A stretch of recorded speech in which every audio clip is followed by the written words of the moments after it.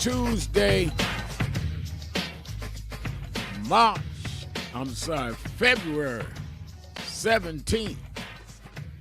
Do you know what time it is? It's Sharpton's time. And for the next 3 hours, it's time to put aside all pretenses, deception, denial, or fronting. The time has come to keep it real on Keeping It Real with Reverend Al Sharpton. A very good afternoon to you all across the country. Good morning to our West Coast listeners. Welcome to those listening on Sirius XM, Channel 126, The Urban View, where talk empowers and becomes action. Coming to you live from our National Action Network corporate headquarters in New York. And for the next 3 hours, you can call us at 1-877-532-5797, or you can go on our message board at www.nationalactionnetwork.net, www.nationalactionnetwork.net. And I see Amalia is on the message board. Said, Reverend Allen family, I'm so sorry to hear about Reverend Jackson's passing. I know how much he means to you and your daughters. God bless. Love y'all, my. And that's a lot of what we're going to talk about today, the life and legacy of Reverend Jesse Lewis Jackson, who I've known since I was 12 years old. My daughters grew up spending holidays at his house. I'm doing various media at the request of the family. I would say about 3-something this morning, Jesse Jackson Jr. texted me, had told me his father passed. Yesterday all day we were getting word from the family that he was deteriorating. And then at about 3-something, I knew he had passed. And by 5-something, Yusef called me and asked me to have prayer with the family. They got around. Hi, this is Reverend Al Sharpton for the month of February, Black History Month, the Saturday. And then he was brought to the mortician. So it's a very personal thing to me. He raised me in the movement. He mentored me. And every time he thought I was out of line, he disciplined me. But thank God for the mentorship, the investment, the comrade life, Reverend Jesse Jackson. And I thank God for what he used him to do. When Martin Luther King was killed, Reverend Jackson and Andrew Young and John Lewis kept the movement going. Reverend Jackson broke the ceiling in terms of participatory delegates at the Democratic Convention, where you could now get all of your delegates, which led to the fact that Barack Obama became a nominee with proportional representation. He broke a lot of what is happening in the corporate world, putting blacks on boards, blacks with contracts that we've continued in National Action Network. The whole ending of DEI grew out of what we were doing in the movement. So I don't think there's been anyone in the late 20th century after Dr. King that has been more important than Jesse Jackson. He may have a peer or two with Andy Young and John Lewis, but certainly no one more important. But a little about the personal. Dominique is saying she's going to help me do the show today because I'm in and out dealing with a lot of this. But Dominique, talk about you growing up and how you dealt with being close to the Jackson family. For you, it's a family affair. Oh, absolutely, Reverend. I certainly want to just iterate that Reverend Jackson was my godfather, mine and Ashley's godfather. And I can't remember knowing life without knowing Reverend Jackson. We would go with you to Chicago many Christmases and spend time with the Jacksons. And Reverend Jackson would make you play Jenga with us, and and he would tell us stories about the movement and about how he grew up and worked as an activist, a young activist, and I got to even work with him as I started working alongside you, Dad, at National Action Network, and there will be many times where we would convene on national marches or walking from Selma to Montgomery, the reenactment of Bloody Sunday, or he would come by the office often and he would always give me that nudge and say, well, how are you doing? And I never forgot that. He would always check in for me. And then when he, got ill and he came to New York, the last time that he came to the House of Justice, and I remember the day he signed his books, and then afterwards we went to Sylvia's, and Reverend Jackson couldn't even, put the fork up to his mouth to feed himself. And he loved that fried chicken and mac and cheese and collard greens, and so I remember helping him to eat that meal, and I'll never forget that moment to share with him. And helping feed. Helping him by, you had to lift the fork up. I had to lift the fork up to his mouth and help him eat that meal. Think you meant helping him by you helped eat the food. Oh, no, I did that too. But yes, definitely helped him. And it was those moments I got to really cherish knowing the giant, cherish knowing that stalwart leader who was so much to everyone. But to me, he was my Uncle Jesse. And so I stand with you, and I stand with the family, my sisters for sure, Jackie Jr. and Santita, and my brothers, Yusef and Jonathan and Jesse. And, to us, this is personal. And to us, we've had to share Reverend Jackson with the world. But I remember and love and cherish the memories that he was to us, Uncle Jesse, and he loved us and showed us that. And I'm grateful for every moment we got to share with him.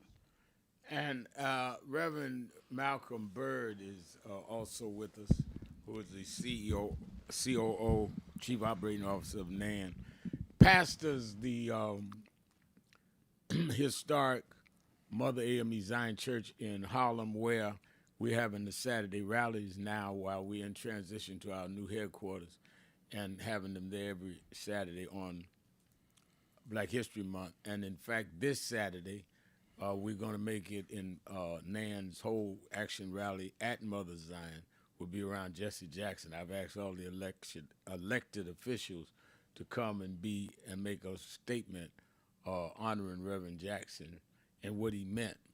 And but as a clergyman, as a pastor for many years, what did Reverend Jackson mean to the clergy? What did he mean to our sense of liberation theology, Reverend Byrd? Thank you so very much, Reverend Sharpton. The Reverend Jesse Lewis Jackson Sr. was comprised of all of the elements that make black preachers who we are. He was no doubt brilliant, no doubt filled with the anointing of God, because you couldn't do the types of things that Reverend Jesse Jackson did and speak the types of words that Reverend Jackson spoke and go the places that Reverend Jesse Jackson went unless the Lord was with him. And there are some individuals who simply go, but there are some who are sent. And I don't know a preacher anywhere who couldn't appreciate the brilliance and the eloquence of the Reverend Jesse Jackson, where you could put him in a cathedral pulpit or put him in a missionary Baptist church in Arkansas, and he still found a way to connect with whatever audience that he was in, because he was very sure of who he was. He was very clear of who he was. He knew his reason for existing.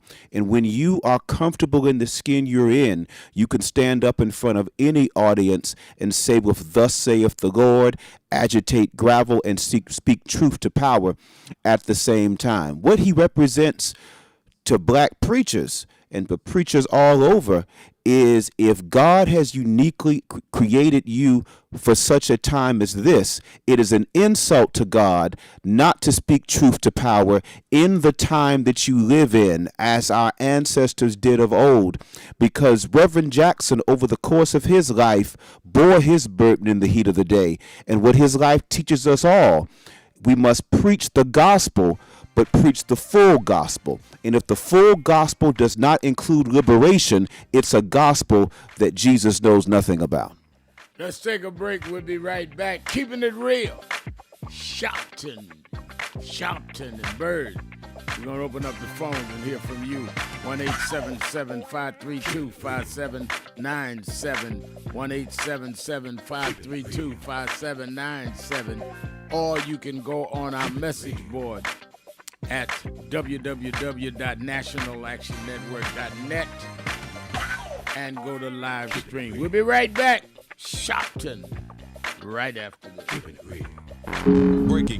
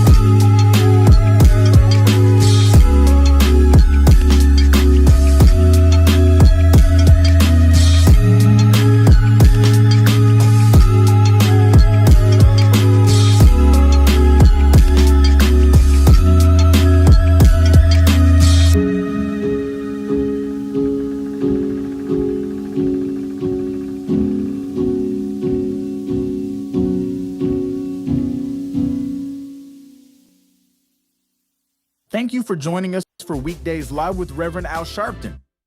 Take the time to share this broadcast right now. Tell your friends it's time to keep it real with Reverend Al. Comment your questions now in the chat or call Reverend Al Sharpton directly on air at 877-532-5797. Now stay tuned for Reverend Al. This is Reverend Al Sharpton. As you watch the broadcast, support National Action Network. Go to www.nationalactionnetwork.net and be involved. You can join, take your membership right online, www.nationalactionnetwork.net. Getting ready to start the program, but we need you to be part of the movement.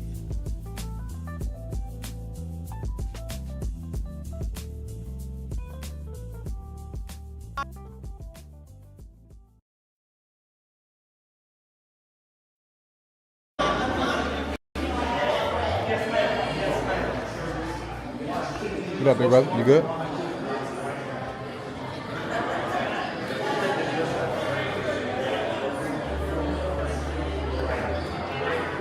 Talk watch you all day on TV.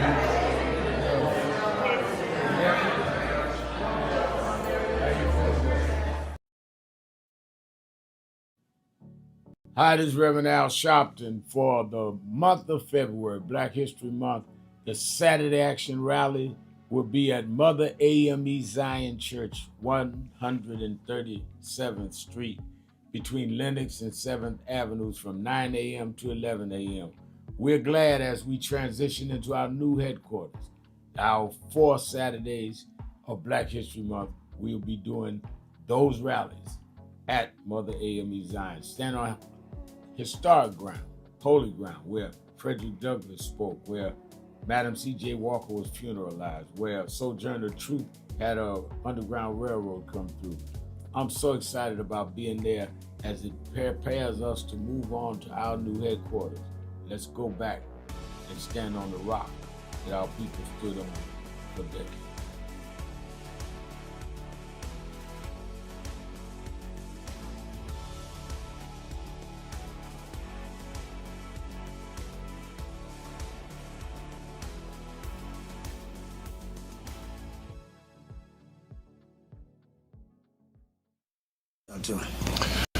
We have a young man in the studio who I think is an astounding young brother because of his youth. He's only 19 years old and he's accomplished a lot, and he's here to make a presentation to James Brown, and we'd like to welcome him warmly. His name is Al Sharpton.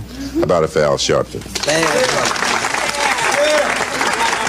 Al is the National Director of the National Youth Movement Incorporated. Right, Al? That's right. And what do we have here? Well, we come to break tradition. We know that in the recording industry that they give a gold record to those that achieve a million seller. But we view your million seller payback as a black record because it is relevant and says many of the things that young blacks have tried to say and could not musically express in our own little way. And we feel the payback is sort of like the theme song of Young Black America in 1974. Yeah.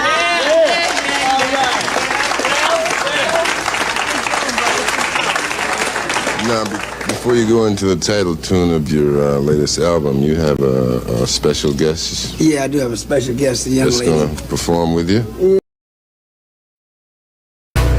It's time for a new course, a new coalition, a new leadership.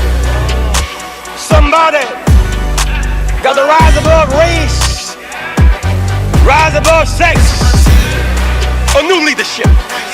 A choice, a chance.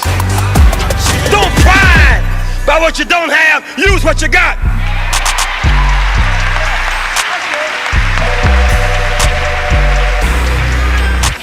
Everybody in town was scared of Goliath. We got more and more folk and fewer services. We cannot stop. We got to rise on higher. Little David. Little David took off his unnecessary garments. Little David didn't want to get weighted down with a lot of foolishness. Little David took what God gave him, a slingshot and a God biscuit, a rock.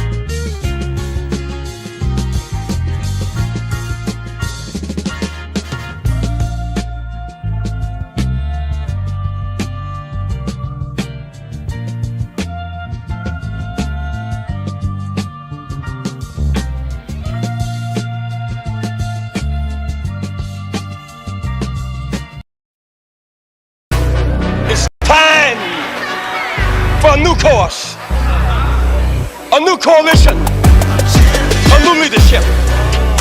Somebody got to rise above race, rise above sex, a new leadership, a choice, a chance. Don't pride by what you don't have, use what you got.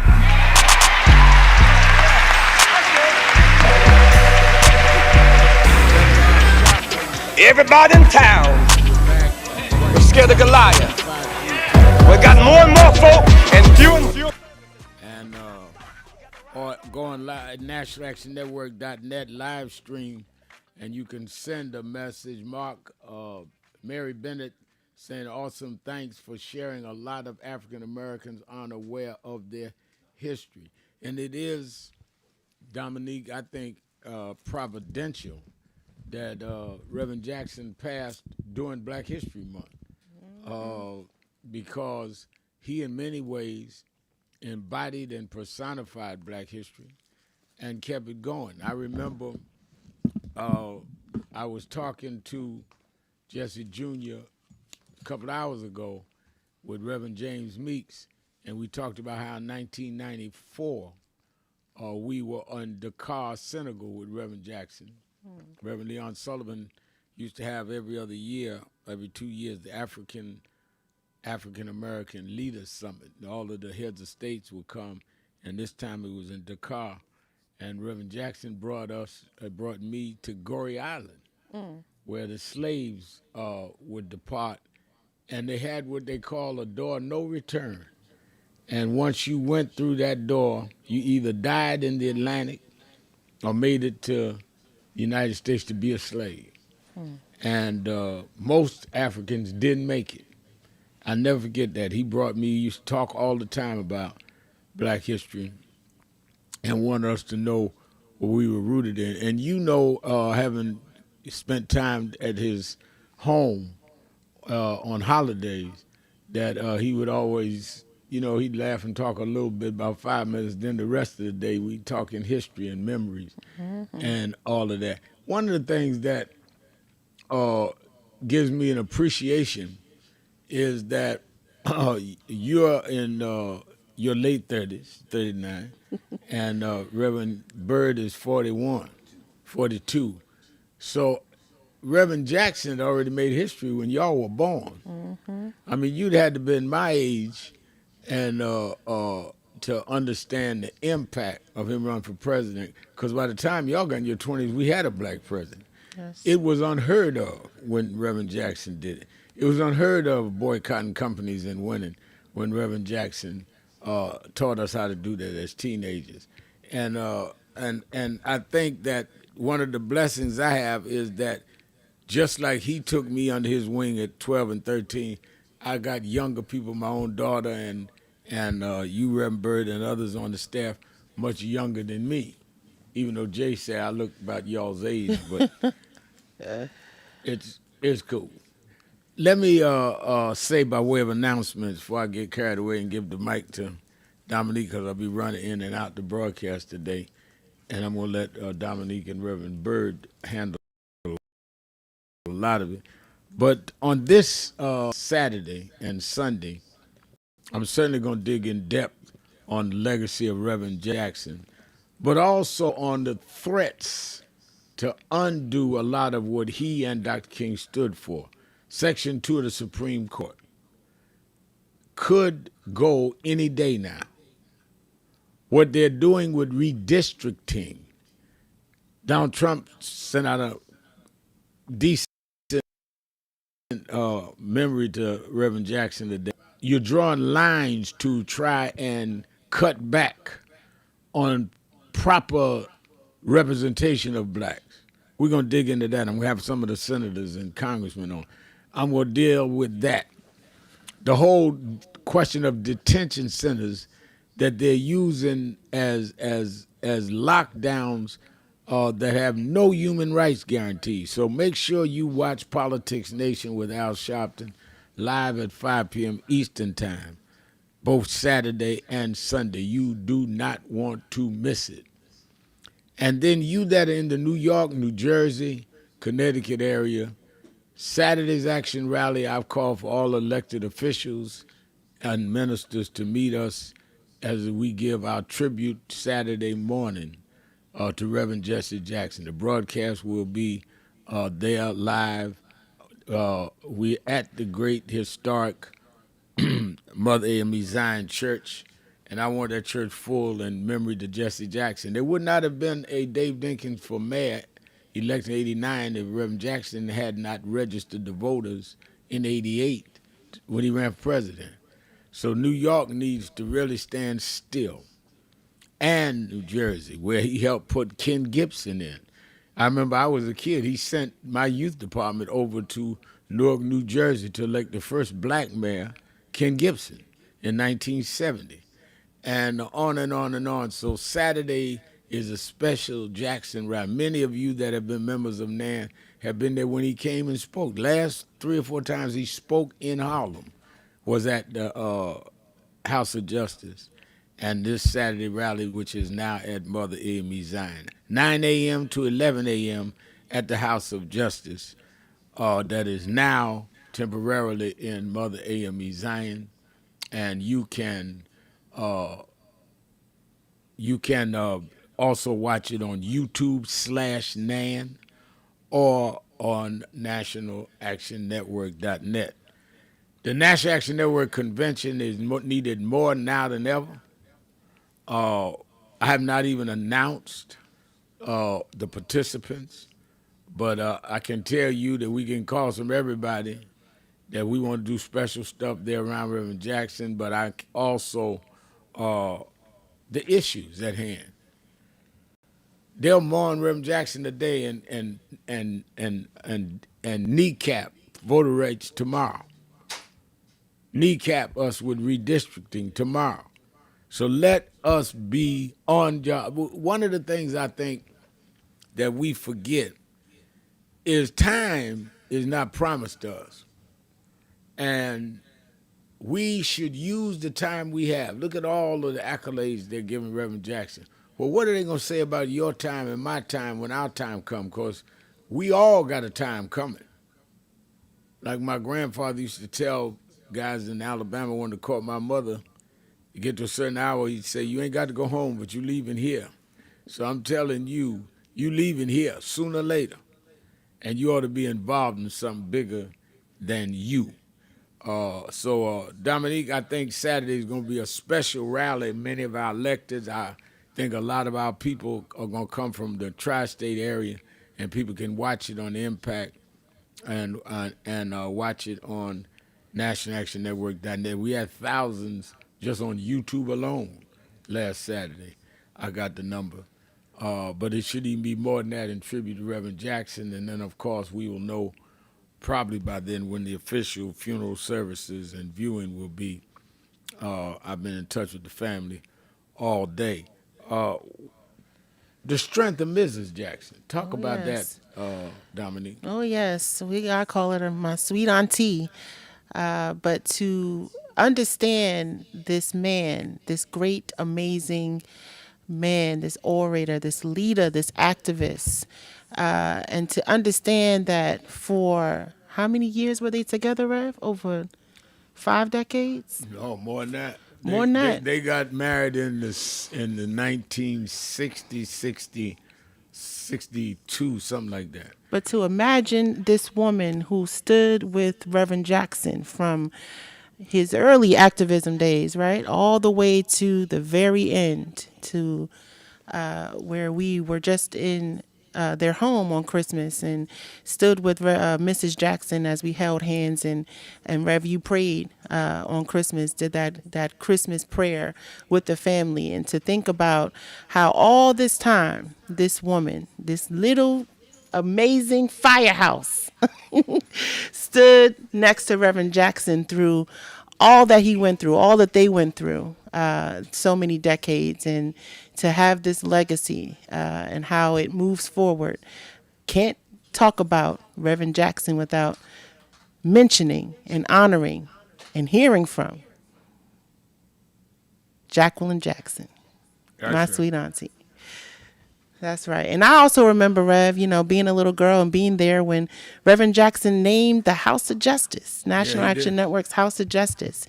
And then also bringing my son, your only grandchild, to the House of Justice for the first time. And guess who was there to receive him with you? Reverend Jesse Jackson. That's right. And so full circle moment. The first time Marcus Al came to Saturday rally, he was a few months old. 3 months old. And Reverend Jackson had come in to speak that morning.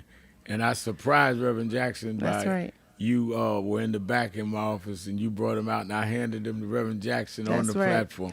That's right. And people were worried because Reverend Jackson had already started showing signs of Parkinson. What are you going to drop him? But he held that baby tight. He did. And so he helped to really christen Marcus Al into the movement. That's right. So that's how close we are. And those are the memories and things that will continue to move us forward in our times where we feel like we can't go on, or we feel like we're mourning, or we feel like we're having a sad moment. We remember those triumphant moments that Reverend Jackson was there, that Reverend Jackson was steady, that Reverend Jackson spoke for us and stood with us. And that's the kind of man that he was. Let's take a break. We'll be right back. Keeping it real. 1-877-532-5797. Sharpton. Keeping it real. Be right back.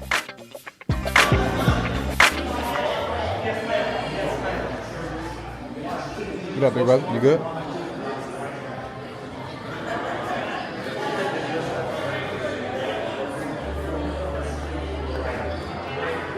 Talking about you all day on TV.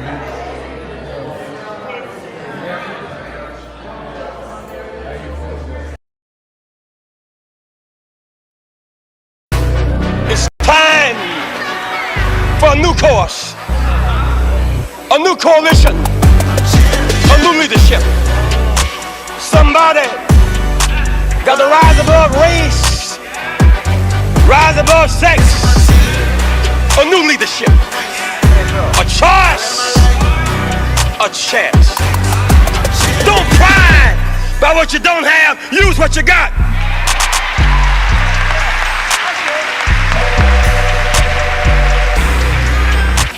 Everybody in town was scared of Goliath. We got more and more folk and fewer services. We cannot stop. We got to rise on higher. Little David. Little David took off his unnecessary garments. Little David didn't want to get weighted down with a lot of foolishness. Little David took what God gave him, a slingshot and a God biscuit, a rock.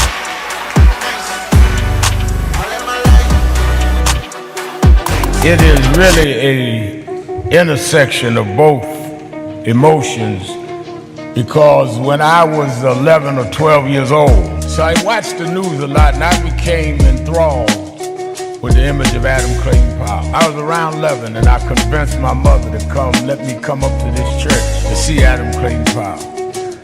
And in those days, people in Brooklyn used to say it's dangerous to go to Harlem. And folk in Harlem used to say it's dangerous to go to Brooklyn. Now, to 135th Street, and I sat right back there, and Adam Clayton Powell walked down this platform. And I remember after the church, in those days, Johnson, the pastor's study was right inside with the plexiglass, and I knocked on the door and I told the secretary I wanted to meet Reverend Powell. She looked down this little 11-year-old boy. She said, "Really?" She said, "Who should I say?" I said, "Reverend Al Sharpton." But for me, dignity means we're gonna walk side by side with you or through you. We're gonna be with dignity and integrity. We don't want any more than you have, and we're not gonna accept any less than you have. That's my thought.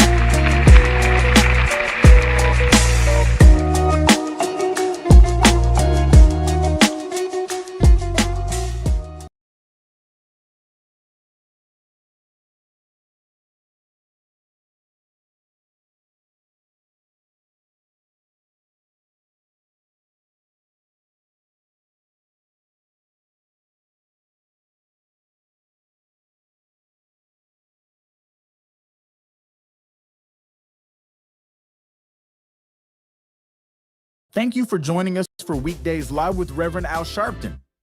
Take the time to share this broadcast right now. Tell your friends it's time to keep it real with Reverend Al. Comment your questions now in the chat or call Reverend Al Sharpton directly on air at 877-532-5797. Now stay tuned for Reverend Al. This is Reverend Al Sharpton. As you watch the broadcast, support National Action Network. Go to www.nationalactionnetwork.net and be involved. You can join, take your membership right online, www.nationalactionnetwork.net. Getting ready to start the program, but we need you to be part of the movement.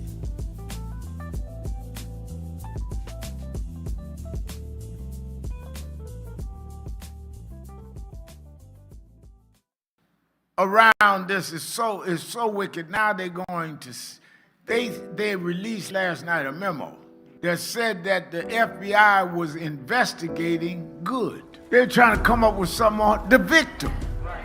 Not they're going to investigate who shot her. The ICE agent shooting in the head 3 times. They're going to investigate her. And you wonder why we need movements. You wonder why we need to stand up. Hakeem Jeffries was here Monday. Why we need to deal with this midterm election. Well, Reverend, I get calls on my radio show every day. Well, I don't see where voting changed them. Well, all right. Let me tell you where, if they lose the Congress this year, where it changes. The Speaker would be Hakeem Jeffries, who grew up right here in Name, as he said on Monday. The Speaker decides then the calendar for the legislative session. The chairs of the committees become Democrats. So the Judiciary Committee, now watch this in the barbershop. The chair of the Judiciary Committee, y'all saw the Judiciary Committee have the hearing and brought in the special counsel yesterday. Well, the chair this time, if the Democrats win, would be a Democrat who could then subpoena the Attorney General Bondi, all of the folks that were involved in January 6th. They can subpoena the vice for all of them because you've got the power of the gavel. Wonder why nobody has asked Pence how he felt running for his life January 6th. Well, if you get the Judiciary Committee, you can subpoena Pence. This is a defining moment. As our world faces urgent challenges, the movement comes together. National Action Network's 35th anniversary and convention, April 8th through the 11th. Leaders, activists, and community voices united for justice and change. The moment is now. Be in the room.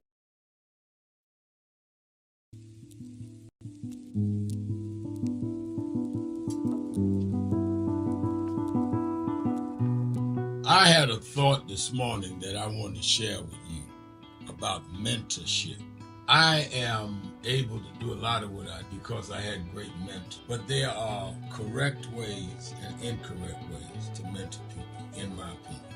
I was mentored as a boy preacher by Bishop F.D. Washington, one of the great Pentecostal preachers of his time.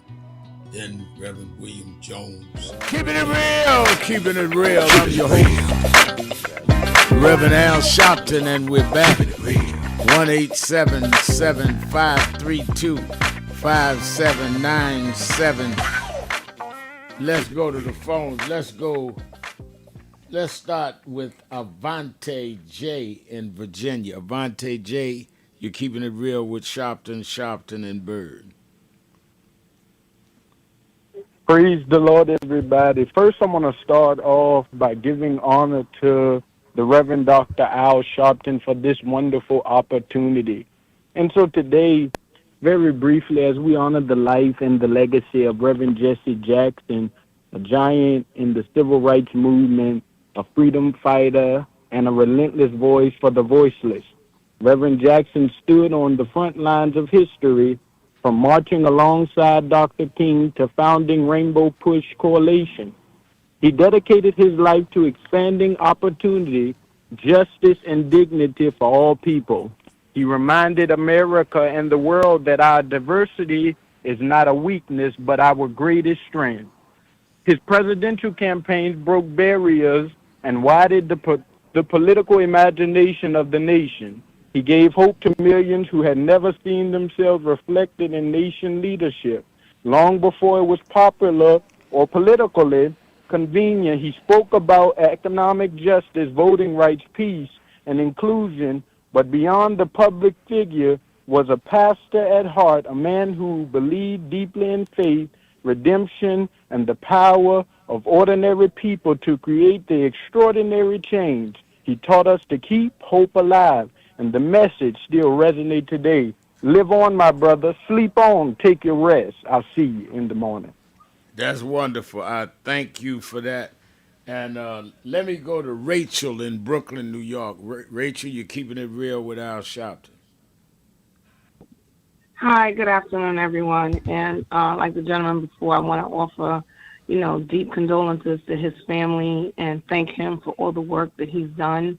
And he completed his assignment, and now he's going home to meet his maker. And I believe there's a place up there for him.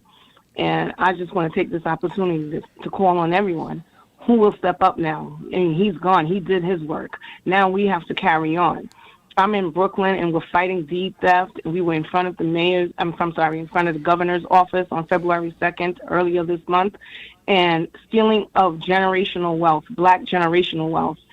We have to keep on fighting. The fight is still real, because if we don't get to keep our properties and build on and leave for our children, we are constantly, like Black people, like we're still subservient to everyone else. No, we're not. We were never slaves. We were enslaved. We were never slaves. We are kings and queens.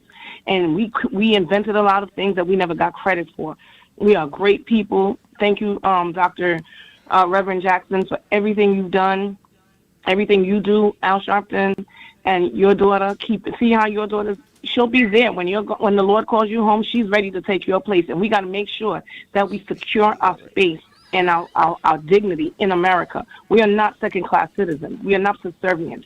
We're just not given the right opportunities, and the fight is real, and we got to keep it going.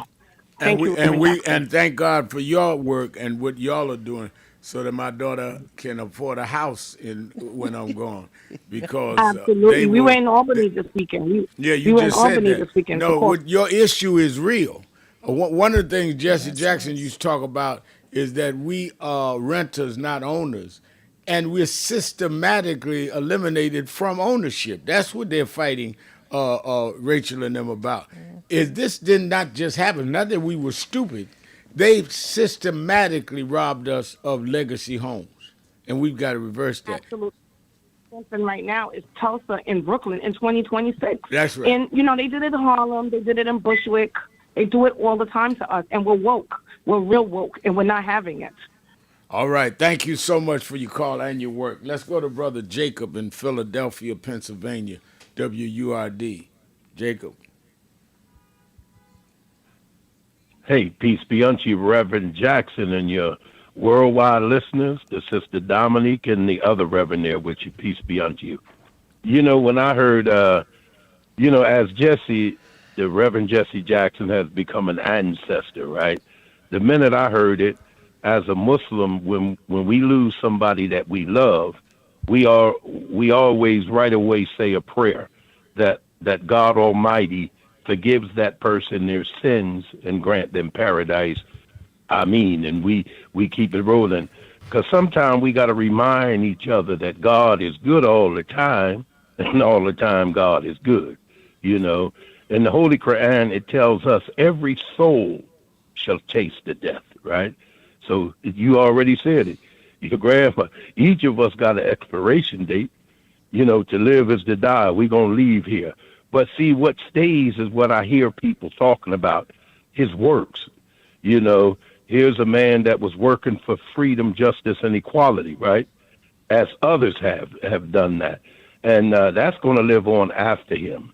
And it's a shame, Reverend Al, we got to still be fighting for the same thing that they fought for 50 years ago, a half a century, I was blessed to meet Reverend Jesse Jackson, my sister who has a charter school here in Philadelphia, or had.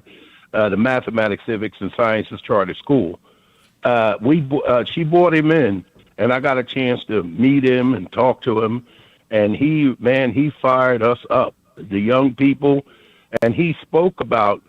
He was telling them years ago. He said, "I don't care if you buy a house." He mentioned any part of the city.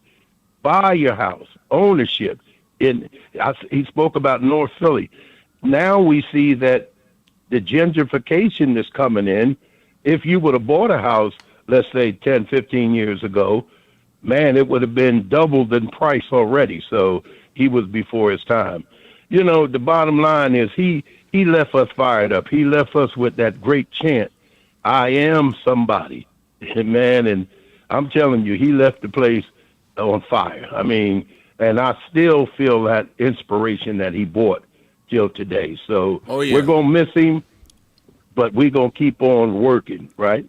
We're going to keep working, and we're going to keep doing what he said and taught many of us to do. And it is, I think, providential that Reverend Jackson passed during Black History Month and the beginning of Ramadan. Is that not right? Yes.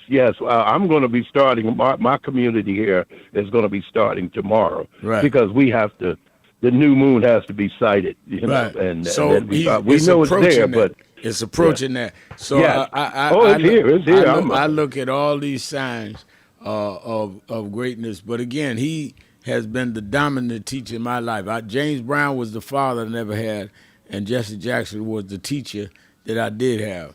And the only thing about Reverend Jackson is that class was never out. You know, in school they would let you go home for the bell. He never stopped. But I'm glad he didn't, because the more he gave, the more I needed. Let's go to Ira in Washington, D.C. Thank you, Brother Jacob. Ira, you're keeping it real with Sharpton. Yes, good evening, Reverend Sharpton. Thanks for taking my call, and all our prayers and condolences go with the family. And let me get to the point. I just got to remind people again, as a public service announcement, that this new administration is trying to unvalidate married women ID at the polls. Somehow it's not legal. And what it is a part of this made-up thing called the SAVE Act that he signed into a law called the SAVE Act, which really represents us not being cheated out of our voting rights in our black states or states of blue waves. And that's the first thing. We got to be conscious of that, because they're trying to use that as a way to dismantle a lot of married women who can't get their names changed because they are legally changed on their driver's license. And that was the first thing. That's just really not the way you're supposed to do things. And the second thing is that I saw this article by this gentleman called Paul Freely, and in the note that it says that Hitler don't start with camps. He started with make Germany great again, banning books, targeting the press, blaming immigrants, cheating enemies from neighbors, defunding the arts, stroking fear of outsiders, and demonizing educators. And that's it, Mr. Sharp. Thanks for the call. I hear the music. Thank you so much. Thank you for your call. Let's take a break. We'll be right back. Keeping it real. Sharpton. Be right back. Hi, this is Reverend Al Sharpton for the month of February, Black History Month. The Saturday Action Rally will be at Mother AME Zion Church, 137th Street, between Lenox and 7th Avenues from 9 a.m. to 11 a.m. We're glad as we transition into our new headquarters. Our 4 Saturdays of Black History Month, we'll be doing those rallies at Mother AME Zion. Stand on historic ground, holy ground, where Frederick Douglass spoke, where Madam C.J. Walker was funeralized, where Sojourner Truth had a Underground Railroad come through. I'm so excited about being there as it prepares us to move on to our new headquarters. Let's go back and stand on the rock that our people stood on for decades.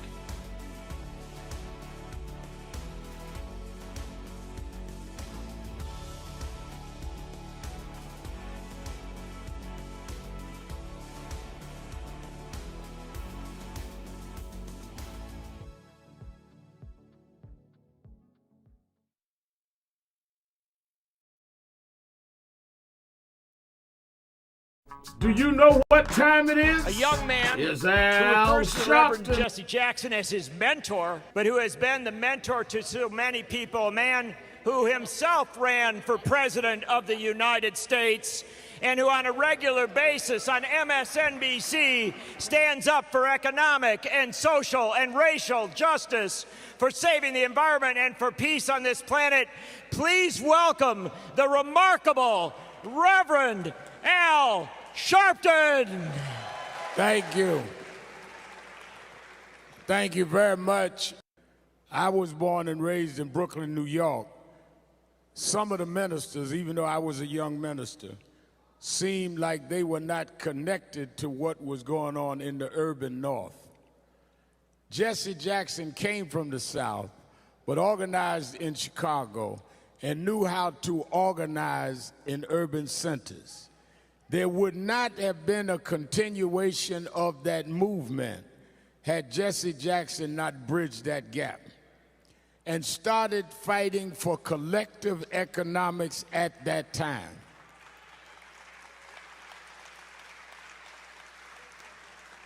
Way before we started talking about corporate accountability, he was boycotting Fortune 500 companies, dealing with the economic policy, dealing with the exploitation of the poor. He became a national figure holding corporate America accountable. What people are doing now was started by Jesse Louis Jackson.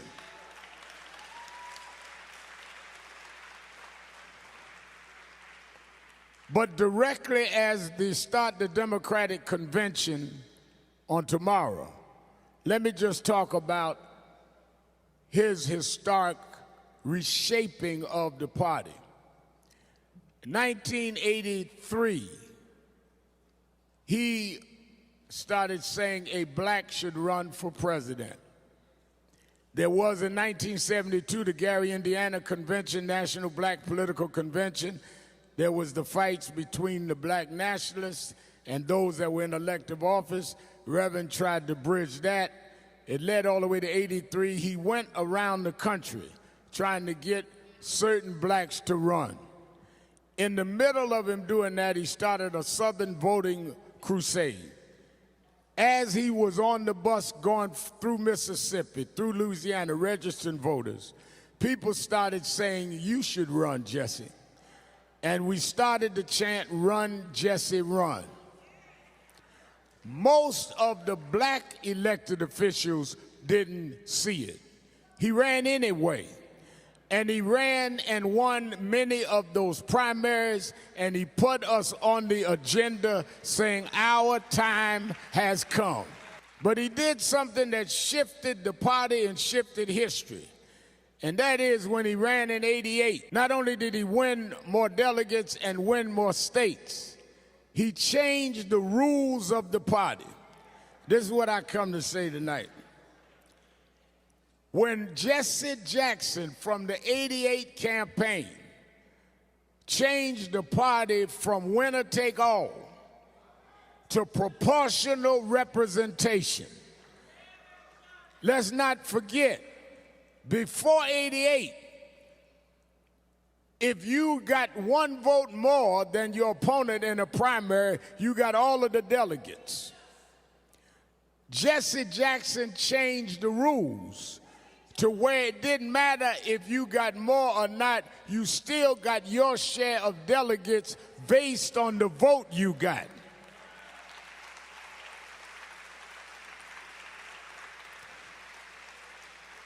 You cannot have a Democratic Party without democracy.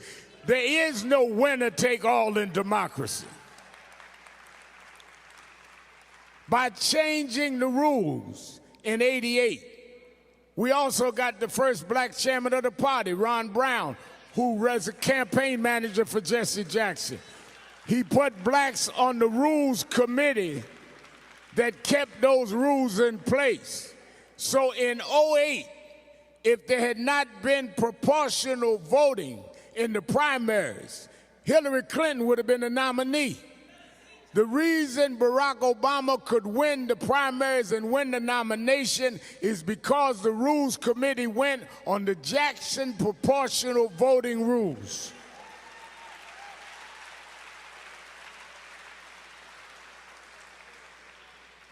As we come into 24, when Joe Biden decided not to run, and there were those that said, let's have an open convention. There were people on the Rules Committee, when Joe Manchin said he was thinking about running, they said, well, no, you can't run, because the rules won't let you run. Those people on the Rules Committee were put there by Jesse Lewis Jackson. The reason Kamala Harris is going to be nominated starts right in this building, starts right with this man. It has been a long journey, but the one that brought us this far was Jesse Lewis Jackson. It's a remarkable career to be born in the Deep South, in the back of the bus, and to grow into being a world figure that literally changed the political structures as we knew it. Put two of his sons in Congress. Congressman Jesse Jackson Jr., who's a constitutional scholar. Jonathan Jackson now. Reshaped the civil rights movement. What we're doing now with civil rights organization, we learned at his feet. Let me end by saying there's some people that say that it's sad Reverend Jackson from Parkinson's can't walk like he used to and talk like he used to. But I want you to know that every time a black opens their mouth and talk about democracy, Jesse Jackson is talking. Every time we march, Jesse Jackson is walking. And when you see Kamala Harris get on that stage this week, Jesse Jackson is on that stage. He's sitting there watching the results of his work. There wouldn't be no us if it wasn't for him. Thank you and God bless you.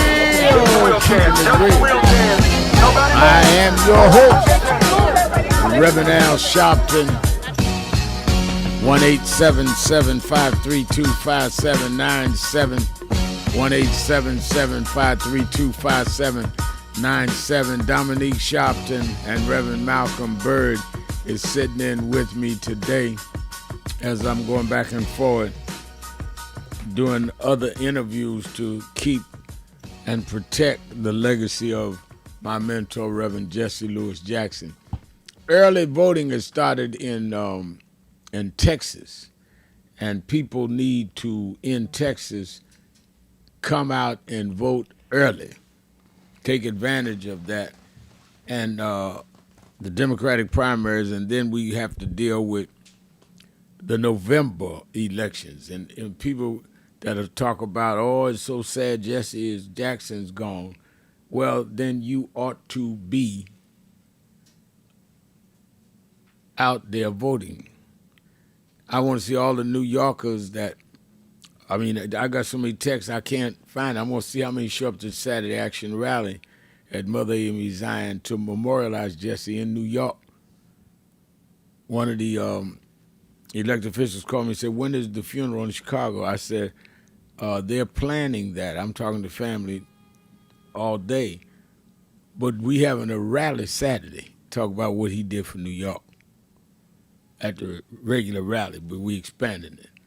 And I want everybody to be there, 137th between Lenox and 7th Avenue, 9 a.m. to 11 a.m., and you can watch it live for you that are not in New York on Impact Television or on nationalactionnetwork.net or on YouTube/NAN.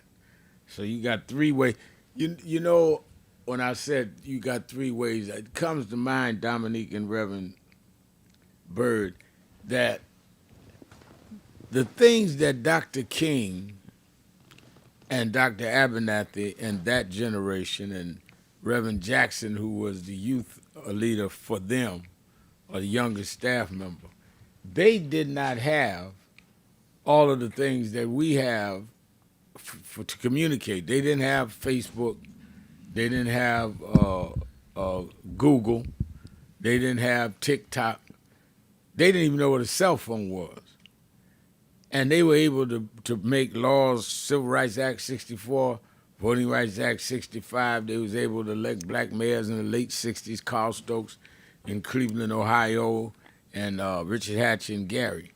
We got all these ways to communicate and ain't talking about nothing. I mean, every day they got a new gimmick that you can, are you on this? Are you on that?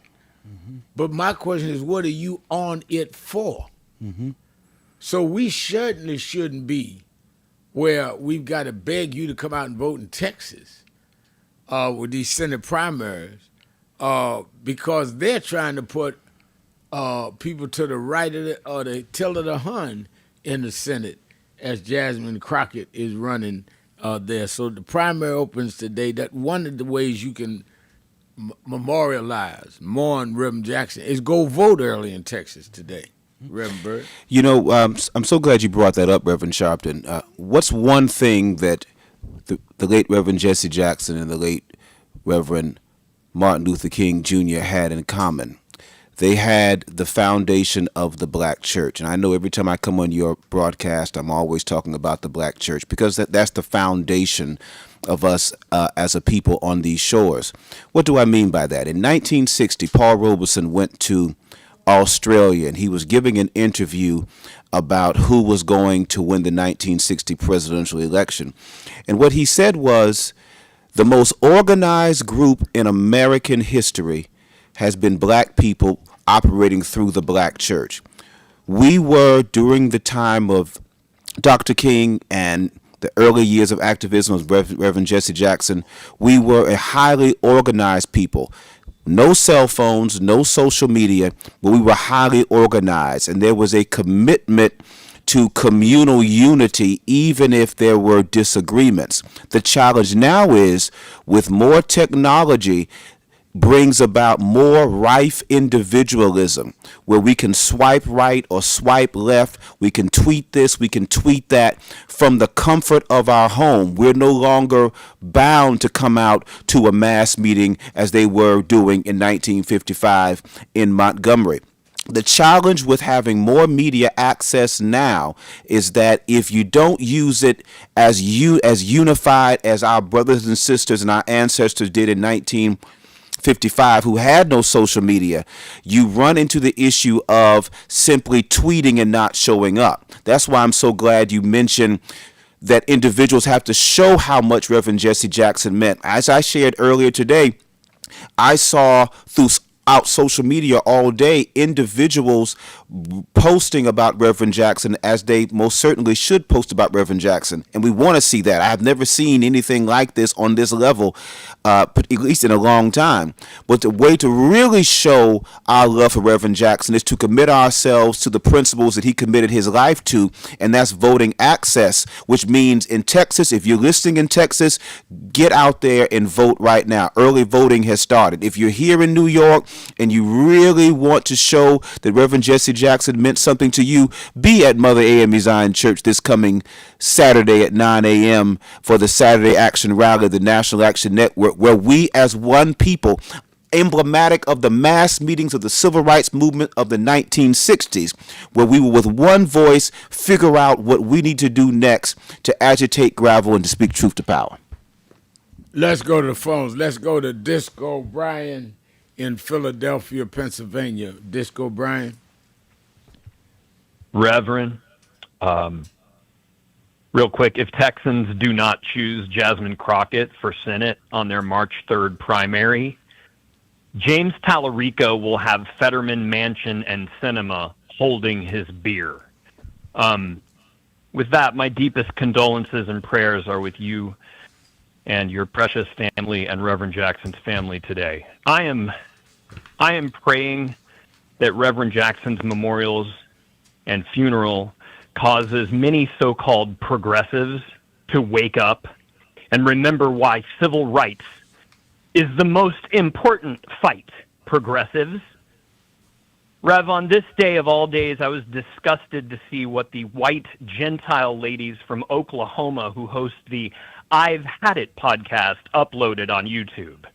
Now, these are women who have interviewed everyone from President Obama to Senator Booker and Governor Pritzker more recently. So these aren't nobodies. They decided today, when Reverend Jackson passed on, to be the day to upload a video lambasting Leader Jeffries, of all people, for being insufficiently progressives. They played clips of Jeffries' recent interview with Joy Reid and Wajahat Ali, where Ali demands angrily that Jeffries say the words abolish ICE. Jeffries pushes back and says, I'm going to use the language I want to use. You use the language you want to use. And then these white Oklahoma women who host the I've Had It podcast took great offense that Jeffries would stand up for himself that way. Now, maybe, Rev, maybe I'm just extra sensitive to white people lambasting black Democrats, or maybe their newfound progressive agenda has made these white women blind to what I clearly read as their overt racism, because they go on from admonishing Leader Jeffries to, shockingly, Rev, calling Graham Plattner, quote, excellent. Now, Graham Plattner is the white candidate running for the Senate in Maine who had that Nazi chest tattoo for over 20 years. So again, Rev, I pray that Reverend Jackson's unparalleled legacy of true excellence, black excellence, wakes these progressive white folks up, or maybe even causes some of them to lose some of their audiences with their big fancy podcasts. And with that, I pray for your safety and more power to all of you. Bless you. Thank you for taking my call. Thank you for your call. Let me go to Leon in Dallas, Texas. Leon. Good afternoon, Reverend Al, and your guest. I'm not as articulate as some people, but I'm from a different era. To me, the shortest distance between 2 points is a straight line. Reverend Jackson said something I thought was really profound, and a gentleman mentioned it earlier. He said, we are not the bottom, we're the foundation. And what has happened in the last couple of decades is that we're not transferring our legacy, the traditions that Reverend Jackson stands for. I mean, he stood next to the blood of Martin Luther King. And I'm thinking a lot of younger kids don't really know who he is. And I think that we need to honor him by making sure that the younger people understand what he did and what he sacrificed for them in order for them to be able to go anywhere they wanted to go, apply for any job, go to any school. And when you mention the voting part in particular, younger people need to understand that they have to exercise their right to vote because of the sacrifices that he made, which enabled you to run for president, Barack Obama to run for president. One example after another. Now, talking about Texas, since I live in Texas, I have a little more insight than maybe some people. When you have Tallarico versus Jasmine Crockett, you have the Latino culture bumping heads with the African American culture. And unfortunately, when we look back at the last presidential election, you kind of get a little snapshot into how Latino people kind of think culturally. Now, I'm not saying that Jasmine's going to lose because I don't know. But that's what's going on down here. The polls are really tight, and it's going back and forth. And because Latinos have one advantage over blacks, being they have their native language, they can kind of do things and communicate things that, you know, if you don't understand that language, they can be calling you everything but a child of God, and you don't know it.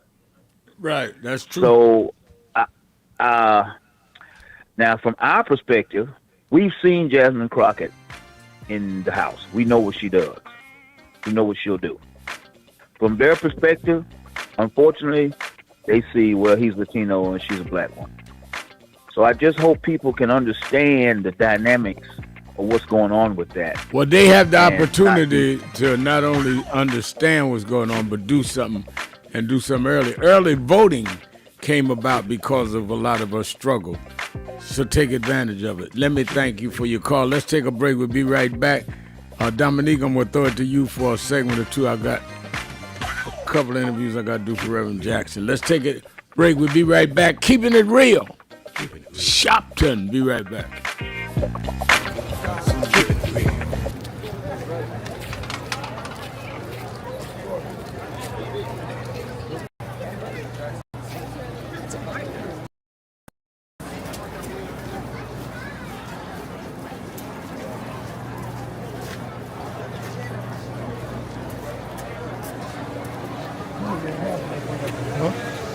That's why you wanted to eat.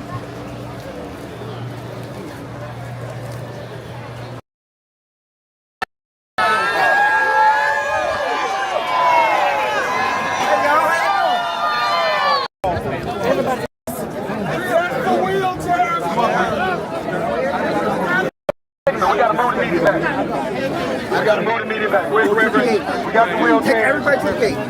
All right. I need you to go to the gate, bro. Hey, bro, I need you to go to the gate. Go all the way back to the gate. Yeah. There you go.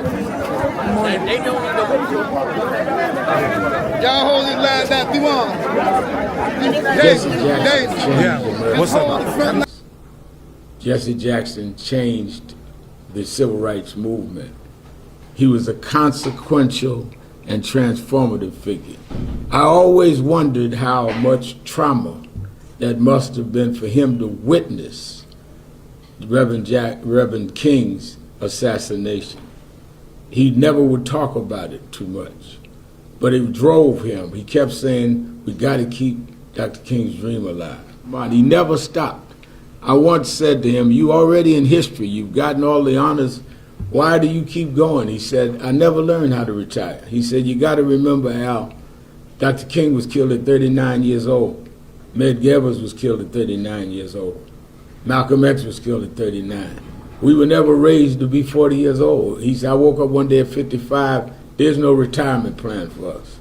And he kept going until this morning. Never got the credit he was due. But he said to me that those that need the credit don't deserve it, and those that deserve the credit don't need it. Well, I'm going to make sure as long as I'm alive, he gets the credit. Unlike many other ministers that I looked up to, I didn't come from a high pedigree, nice family with my father and grandfather and great-grandfather preachers. My father left. Jesse was born out of wedlock. He taught me, his slogan was, I am somebody. It's not how you're born, it's where you go with it. So he made me believe even a kid on welfare in Brownsville, Brooklyn, could be somebody. Reverend Jackson had a saying that he used to tell me that became something I lived by. He said, turn your scars into stars.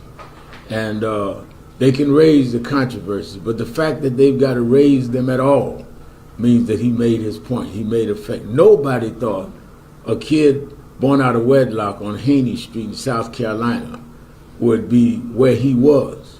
So sometime when you're climbing up steep mountains, you might slip and skid your knee.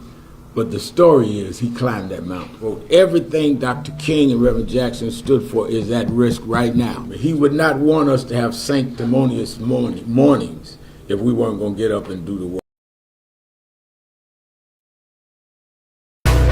It's time for a new course, a new coalition, a new leadership. Somebody got to rise above race, rise above sex, a new leadership, a choice, a chance. Don't cry about what you don't have, use what you got.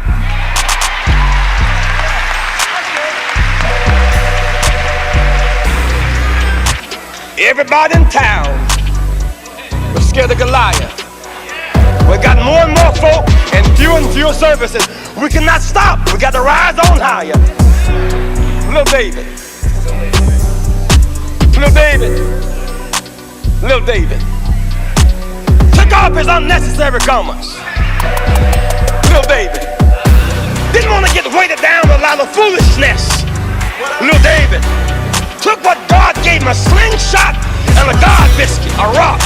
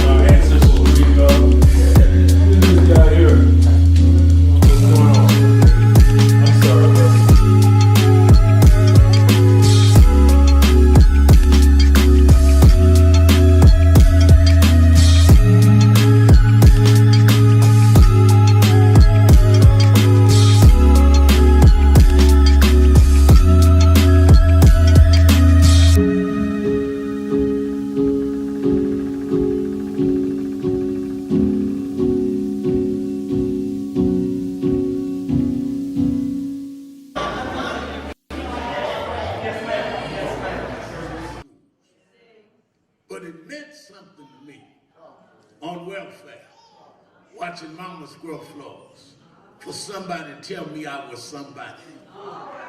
You may not have needed that, but I needed that. And then all through my life, seeing him open doors. When you see me talking about Brittany Griner, it's because I learned how he went and got Robert Goodman, different situation. But it taught us that we could deal with global issues. We're not local Negroes. We're global thinkers. Keeping it real. Keeping it real. I'm Dominique Sharpton, Reverend Sharpton's eldest daughter, sitting in for the Rev just for a few moments, taking your calls across the country. You can join in on today's conversation. Call us at 1-877-532-5797, 1-877-532-5797.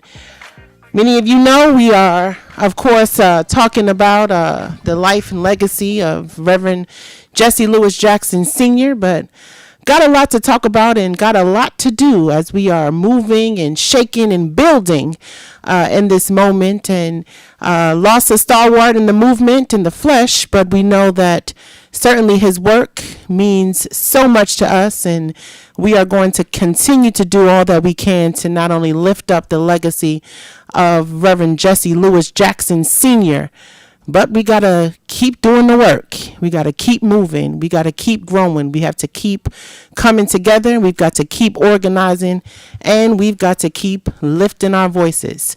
We are going back to the phones, and those of you who want to also join us via your comments on the message board via live stream at nationalactionnetwork.net. But let's go back to the phones.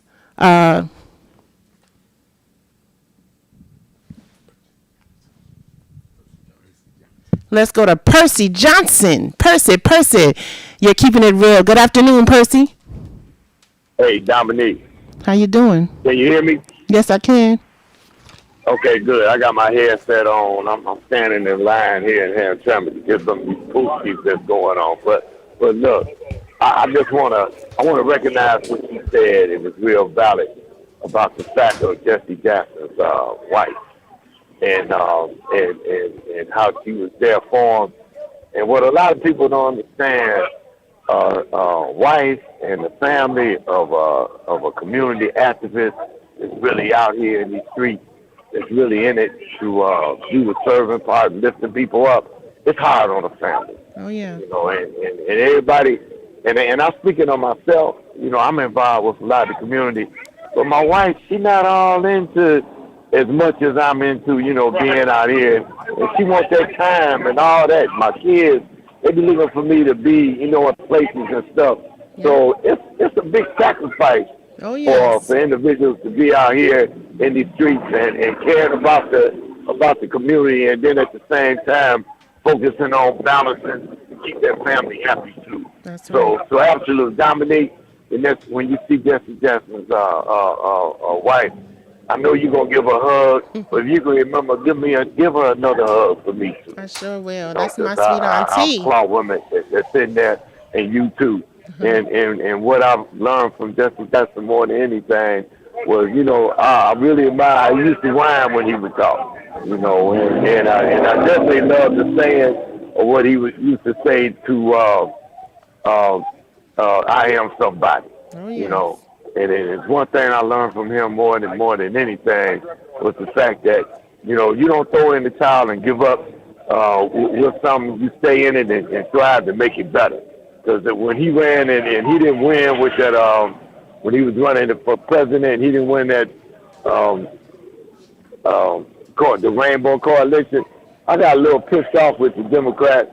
And I actually voted for Reagan because I was pissed off with the way that they wouldn't respect Jesse Jackson.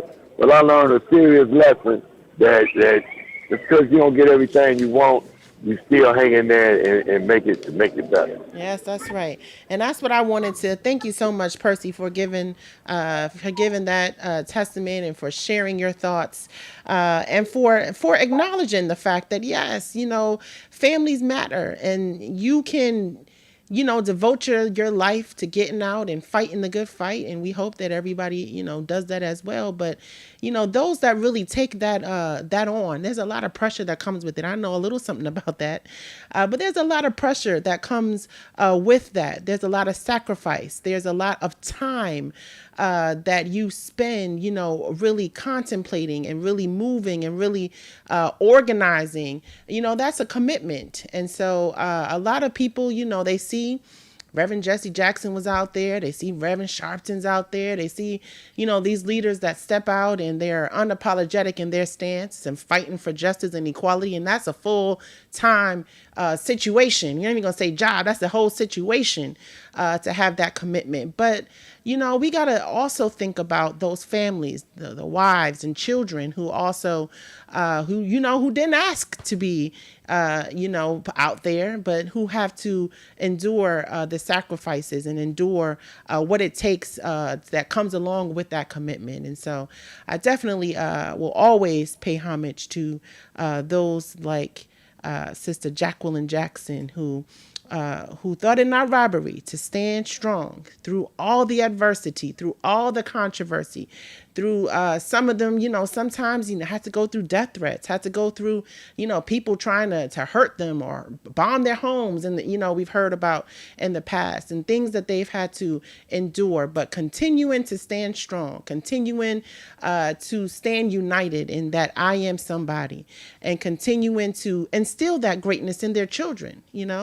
Reverend Jesse Jackson and Jacqueline Jackson, bore 5 children together. And 2 of those children, we see in Congress and doing amazing things. And so this is not something that we take for granted. It's not something that we take lightly. But the impact of Reverend Jesse Lewis Jackson Sr. Goes well beyond what we can actually see, how we can trace back to all those amazing sermons and speeches that he gave. But the sacrifice of his family, we see that in the legacy that continues to move forward. And so personally, I feel it. And personally, I am definitely going through it today, y'all. But I also understand that Sister Jacqueline Jackson and Yusef and Jesse Jr. and Santita and Jackie Jr., they're all going through it, and we're going to continue to stand with them, and we know and salute them and honor them for that sacrifice. Thank you so much for your call, Percy. 1-877-532-5797, 1-877-532-5797. Queen, I see you holding on, listening to us from Cincinnati on the bus. Queen, you're keeping it real. Good afternoon. Hey, Dominique. And so, I give my condolences to the Jackson family and his relatives. I'm related to Betty Sanders, who married Malcolm X. All right. And we know what happened to him. And so, if we can clear the air, Jasmine Crockett, she talks, and all talks make Jack a dull boy. What the Spaniards got is voting power. They don't have a hate mentality nor a criminal mentality. And they have the Board of Elections, which is a crime-ridden entity, on their side. As far as our culture is concerned, the big business and our organizations and our leaders and in our community is a hate crime culture. And we're not going to get our reparations through any African organization or black leaders who make a living by taking bribes and holding their race down on those bases. It is obvious. It is clearly obvious that the organizations make a living through bribery. I don't know about that, but thank you so much for your call, Queen. We're going to take a break. Dominique Sharpton, I'm sitting in for the Rev. We're taking your calls across the country, 1-877-532-5797. We'll be back with more of Keeping It Real with Sharpton. We'll be right back.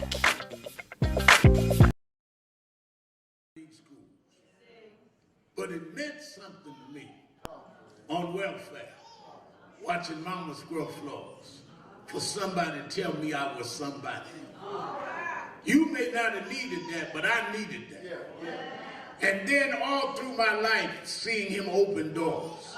When you see me talking about Brittany Griner, it's because I learned how he went and got Robert Goodman, different situation. But it taught us that we could deal with global issues. We're not local Negroes. We're global thinkers that can talk to heads of state. And before we go up there, I didn't know he was coming, but we got to hear some words while y'all watching on Impact Television from our leader, our mentor, the one who picked up the mantle when they shot Dr. King down. It dropped in his hands. He's been leading ever since. Let us hear some words from the Reverend Jesse Lewis Jackson.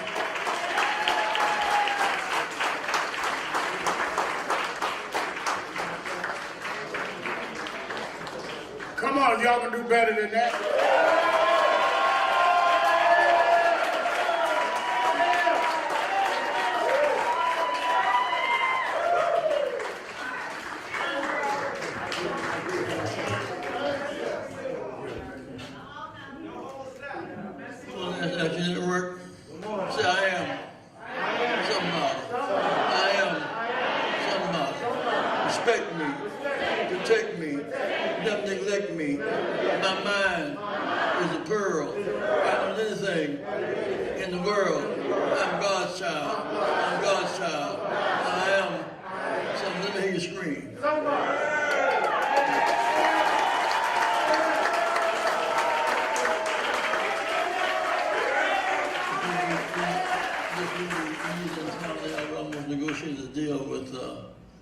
SeaWorld and Sesame Place, but they're doing our children. It wasn't focused on how much money we're going to get to deal for them, how many positions of power we're going to get. And there's a black on the board who owns 40% of the stock in the company there. The lawyer is a guy who was on the legal defense fund, a brilliant lawyer. So the blacks, minorities now are 60% of the company. It's about changing the circumstances in which we live. I want to express my thanks to you, Al, for being a part of that negotiation. Being part of that process. You said this one action, and we're in the South doing a lot of voter registration right now.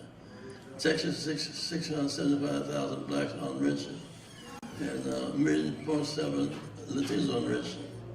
In Arkansas, 380,000 blacks unregistered.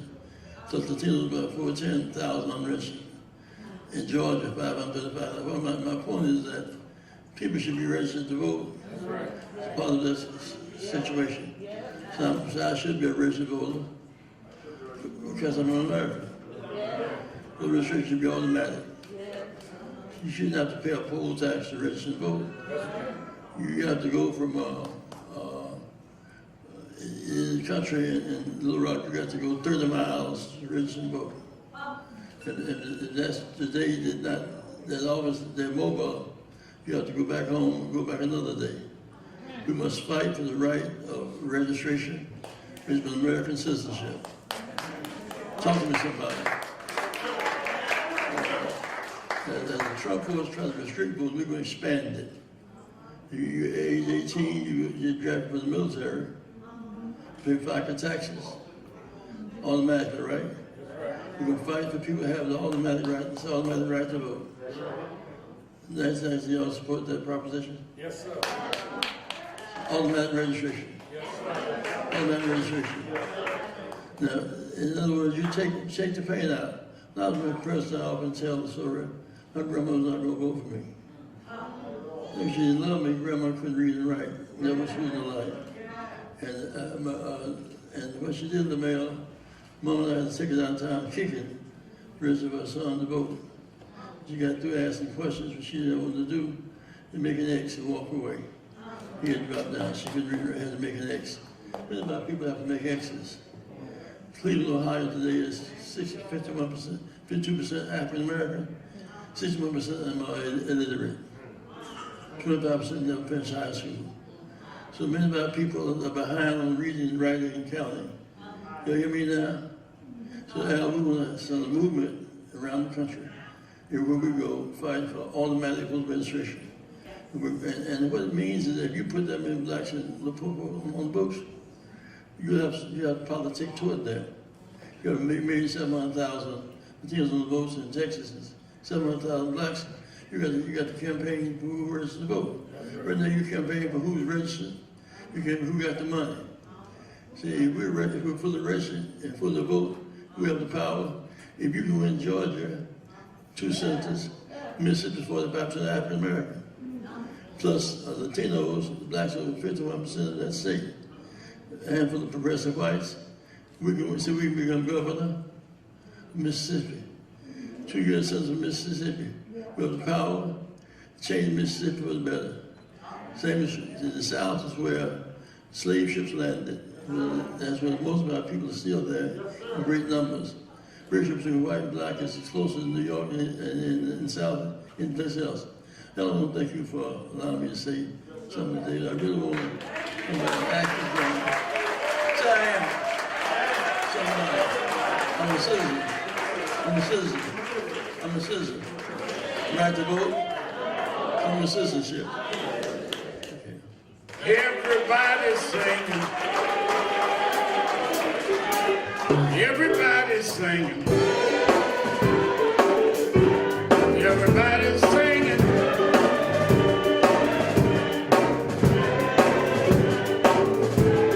Singing like you mean it. Singing like you mean it. Singing like you mean it.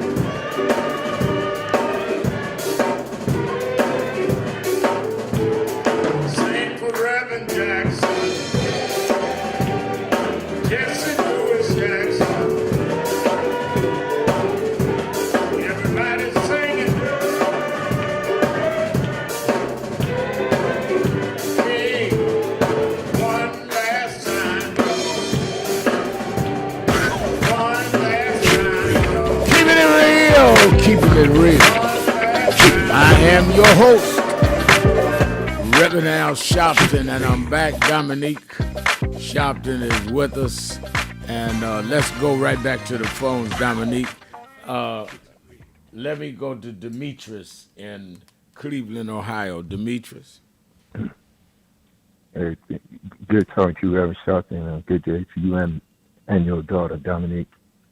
I just want to give my condolences to the Jackson family as well, and also, to remember the senior Jesse Jackson, because he was the type of person, that I recognized who could handle, different fronts at the same time. Like he operated Operation Push, to help uplift the youth and different businesses in the community.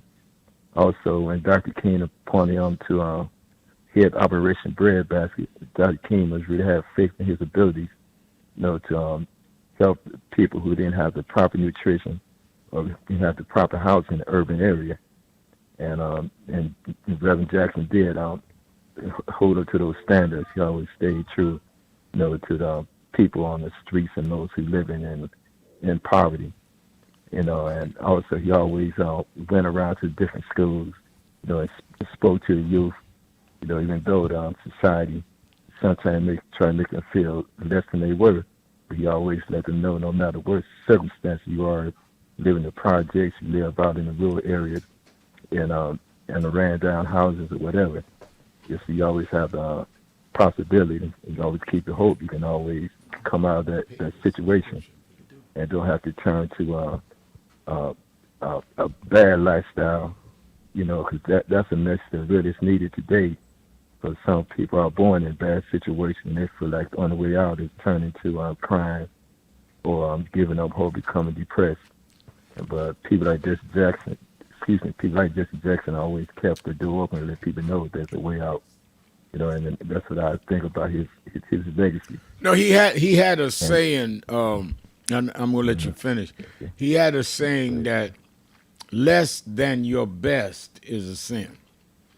And he would never let us make an excuse. And I think that you're right. To engage people in self-help is to first engage them in self-concept and to know that you are worth something. Then you can help them. You can't get nobody to help themselves if they don't feel they're worth being helped. And I think that's one of the things Reverend Jackson mastered well. I agree with you because a person has to believe that they're equal to anyone else and they're a human being like any other person, no matter what their race or their background. They are individual and they have the same abilities, that God gave them. God didn't give no group of people no special abilities to be above anyone else, especially when it comes to intelligence. And also, I look about Reverend Jackson. He always included different groups of people. He didn't just have one philosophy. He included different groups in the city. When it came to the Latinos, we came to the black Afrocentric groups, and when it comes to the civil rights groups, he always included them all. So that's why I believe his agenda really reached out. Even when it came to the politics, that's why he was successful, to a great extent when he did run for president, because he could reach out to different groups of people, and he had the ability, to relate to all people, and he wasn't the type, to me, to have an attitude of thinking he was above anyone. He just spoke on the level where people can feel his sympathy toward them. He didn't say, well, I feel like my way is the right way. I'm going to lead the door up and I'll listen to you as well. That was the ability that he really had that people recognize.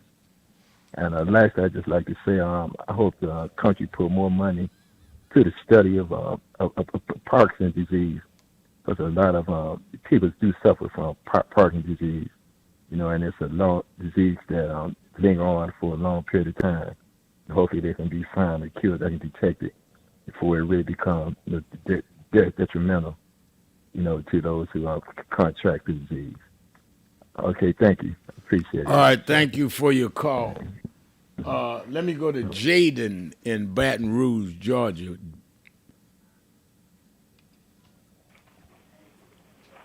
Hello. Hello there. How you doing, Reverend Al? I'm doing very well. All right. First of all, I want to give my gratitude to you and everybody else who fought for our civil rights. I also want to give my condolences to the Fellowship Chicago Church and also to the Jackson family. I know it's a very hard time for them at this time, but this is my question that I have as far as the people of the United States of America. Are we still going to sit back and let all of the hard work that you, Reverend Jesse, Martin Luther King, Barack Obama, Joe Biden, all of these executives that have been sit there and fought for our rights, are we going to sit here and just take, crumbs from the king's table, or are we just going to go back and do what we used to do and hit the streets, lock arms, let them know we stand for business? That's right. I think you asked the question of the day. I'm glad we went to you because I think that it is paramount that we go from mourning to movement. If we don't move, then we make mockery of Reverend Jackson. It ain't enough to, ain't that something? Jesse Jackson's gone. But before he left, he gave us all he had for us to go forward and do something of value and keep the movement going. And I think that is what you're saying, JD, and that I think is so important. And Dominique, one of the things that comes to mind when JD is saying this is that we act like all of us were involved, and we weren't. All of us were never involved in the movement. It was always the majority of us that reaped the benefits from a minority of us paying the price. If we ever had the majority of us out there, we could have done even more and preserved even more than what we did. Mm-hmm. Mm-hmm.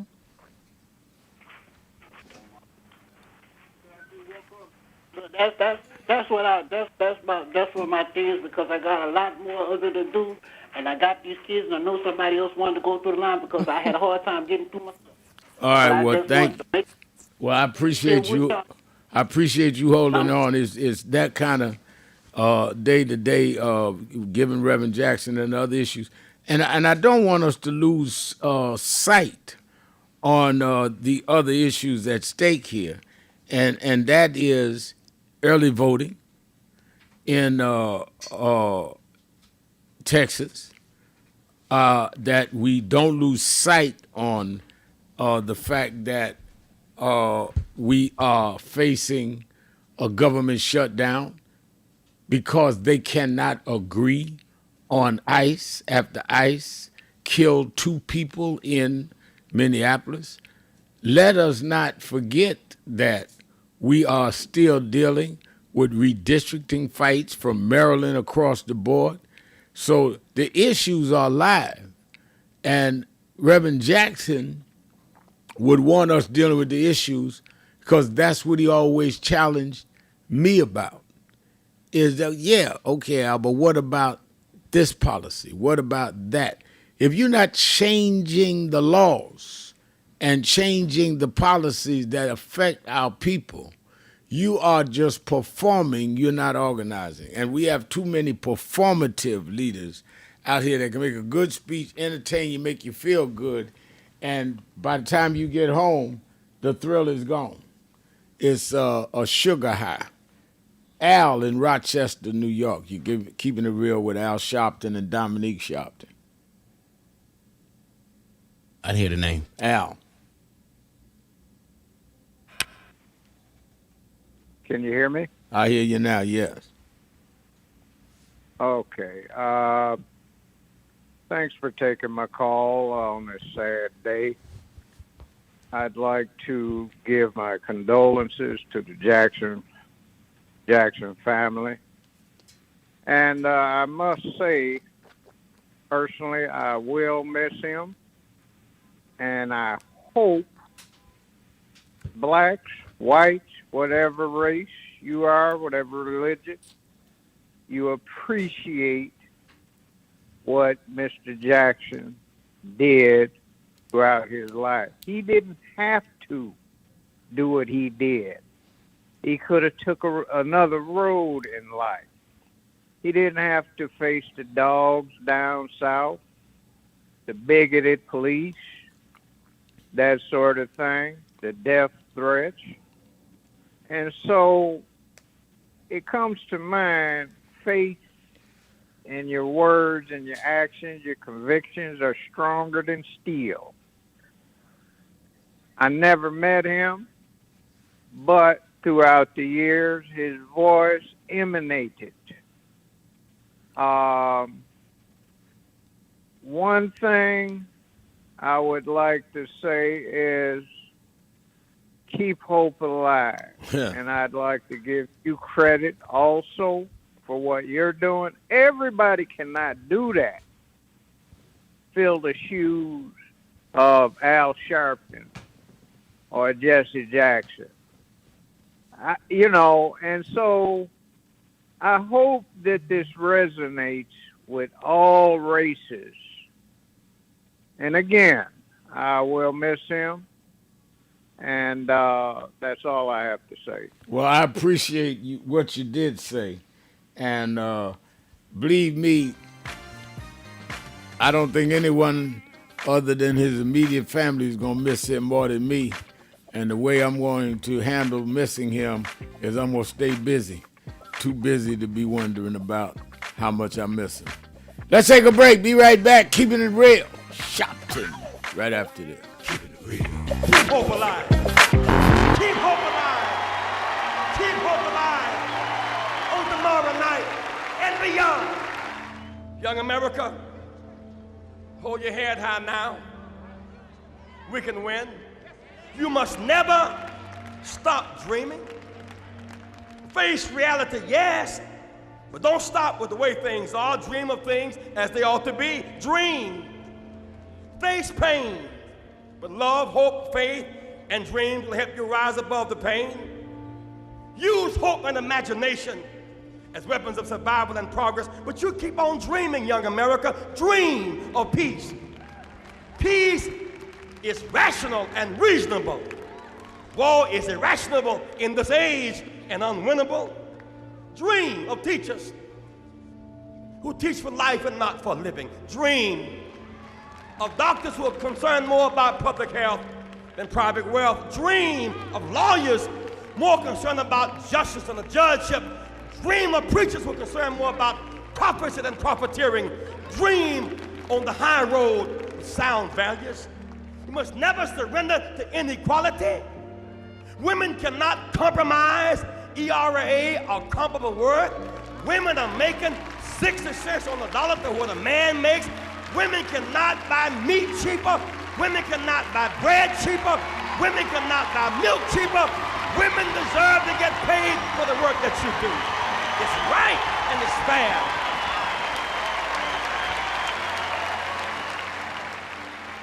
I'm often asked, Jesse, why do you take on these tough issues? They're not very political. We can't win that way. If an issue is morally right, it will eventually be political. It may be political and never be right. Fannie Lou Hamer didn't have the most votes in Atlantic City, but her principles have outlasted every delegate who voted to lock her out. Rosa Parks did not have the most votes, but she was morally right. Dr. King didn't have the most votes about the Vietnam War, but he was morally right. If we're principle first, our politics will fall in place.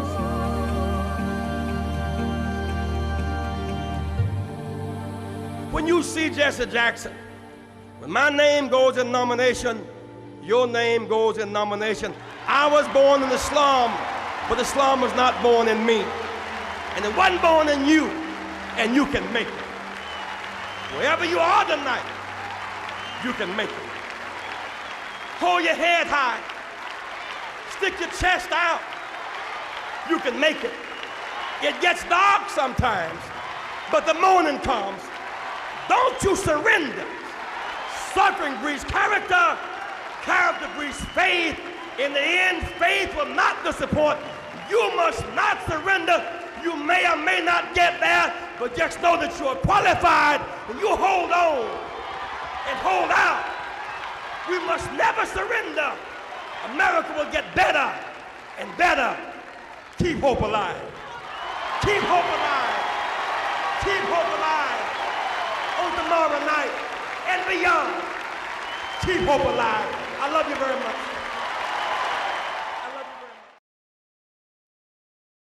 So who is Al Sharpton anyway? Who is this 33-year-old preacher without a church? A number of black New Yorkers as well.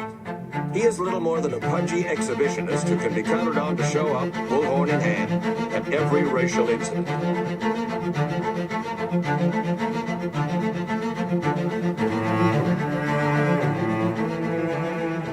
I often quote Mark Twain saying, "The two most important moments in life is the moment you are born and the moment you find out why you were born." I had a very troubling conversation the other day that prompted me to do this little video. Young man that I've known a while came to me and he was crushed. I mean, really crushed, because people were criticizing his work. He's in the ministry, but he's also an actor. And he said he couldn't understand why people were jumping all over, criticizing him, trying to find scandalous and derogatory things about him. And I told him, I said, you know, you're very young. You don't know the road I've traveled. They call me everything but a child of God. A blabbermouth, a loudmouth, too flamboyant, an agitator, a racist, I a race had to baiter. learn. Yeah, right. I was not defined by how others saw me. I was defined by how I saw myself and whether I was being true to myself. Some of you watching this don't like me. And it doesn't matter as long as I know what I'm doing and I like me for being real. So I'm doing this video to say to you, whoever you are, and whatever you do, you may not be in ministry or social justice, none of the stuff, but don't live your life worried about opposition or people that don't like you. You can turn that around. Use me as an example. The same people that call me a scam artist, a con artist, a sellout, or racial hustling, I kept going. And the people I respected started respecting and publicly embracing my work. When Coretta Scott King, the widow of Dr. Martin Luther King Jr., had this to say about Al Sharpton. A leader who has protested injustice with a passionate, unrelenting commitment to nonviolent action in the spirit and tradition of Martin Luther King Jr. And I am talking about your leader, our leader, the Reverend Al Sharpton. The other thing that hasn't changed is the National Action Network's commitment to fight injustice and inequality here in New York City and across America. And that's not only a testament to Reverend Sharpton, it's a testament to all of you who are here tonight. First and foremost, to Reverend Sharpton.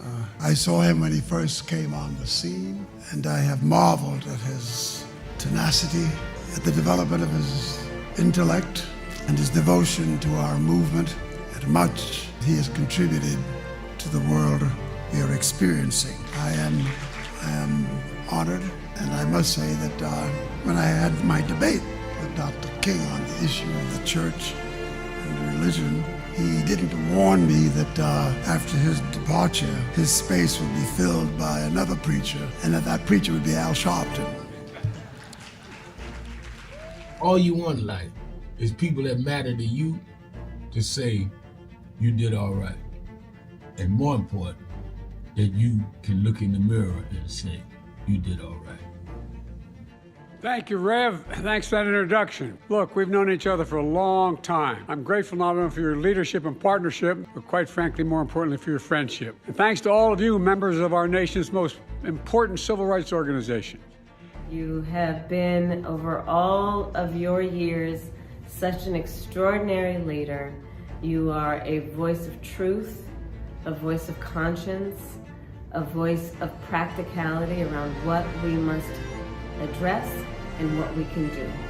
And I thank you so much for your friendship. I remember that most of the youth around Al's age, he was about 12, wanted to be like Connie Hawkins, a great basketball player, legend, or Earl the Pearl, or Clyde Frazier. Al wanted to be like Adam Powell, a powerful preacher with a social justice gospel. He was very close to, at that time, to Reverend William Augustus Jones, powerful preacher and social justice advocate, and Reverend Gardner Taylor State right down the street, and Bishop Washington, whose church he came from, and Reverend Sandy Ray. He wanted to be like these giant preachers. He wanted them to have the edge, however, of the King's social justice dimension. He wanted to be like them, now he's one of them.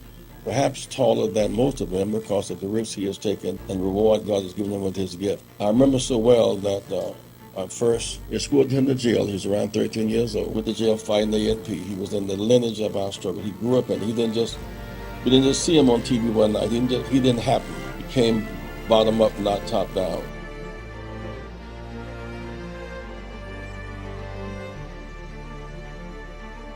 A young man who refers to the Reverend Jesse Jackson as his mentor, but who has been the mentor to so many people, a man who himself ran for president of the United States and who on a regular basis on MSNBC stands up for economic and social and racial justice, for saving the environment and for peace on this planet.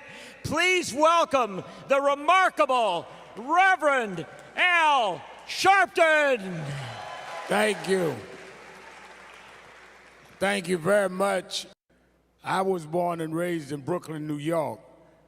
Some of the ministers, even though I was a young minister, seemed like they were not connected to what was going on in the urban North. Jesse Jackson came from the South, but organized in Chicago and knew how to organize in urban centers. There would not have been a continuation of that. Keeping it real. Keeping it real. I'm your host, Reverend Al Sharpton. Dominique Sharpton is sitting in with me as I'm going back and forth doing interviews and talking with the Jackson family. And we're joined, as we are every Tuesday for this hour, by the senior pastor of the First Corinthian Baptist Church in Harlem, and, of course, member of the National Board of the National Action Network, the Reverend Dr. Michael A. Walron. How you doing, Dr. Walron? My condolences and prayers to you this morning, because I know this was a tough day. Yeah. But I think it's a tough day for all of us who take justice seriously. Yes, sir. I remember it was funny that, Reverend dined today, and you co-host every day, every Tuesday, the last hour. I remember that we was campaigning for something, to get out the vote or something. And we were going to go to certain churches in Harlem. And Reverend Jackson said to me, let's go by that young guy that's packing them out. What's his name? I said, Walrock. He said, that's right, Walrock. And we went by, I called you.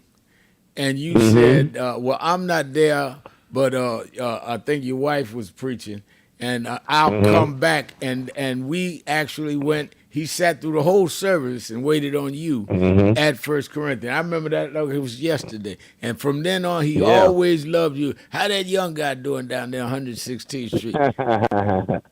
Oh no, it was a great honor the first time I spoke to him. Because one, we were both fraternity brothers. That's the first thing, right?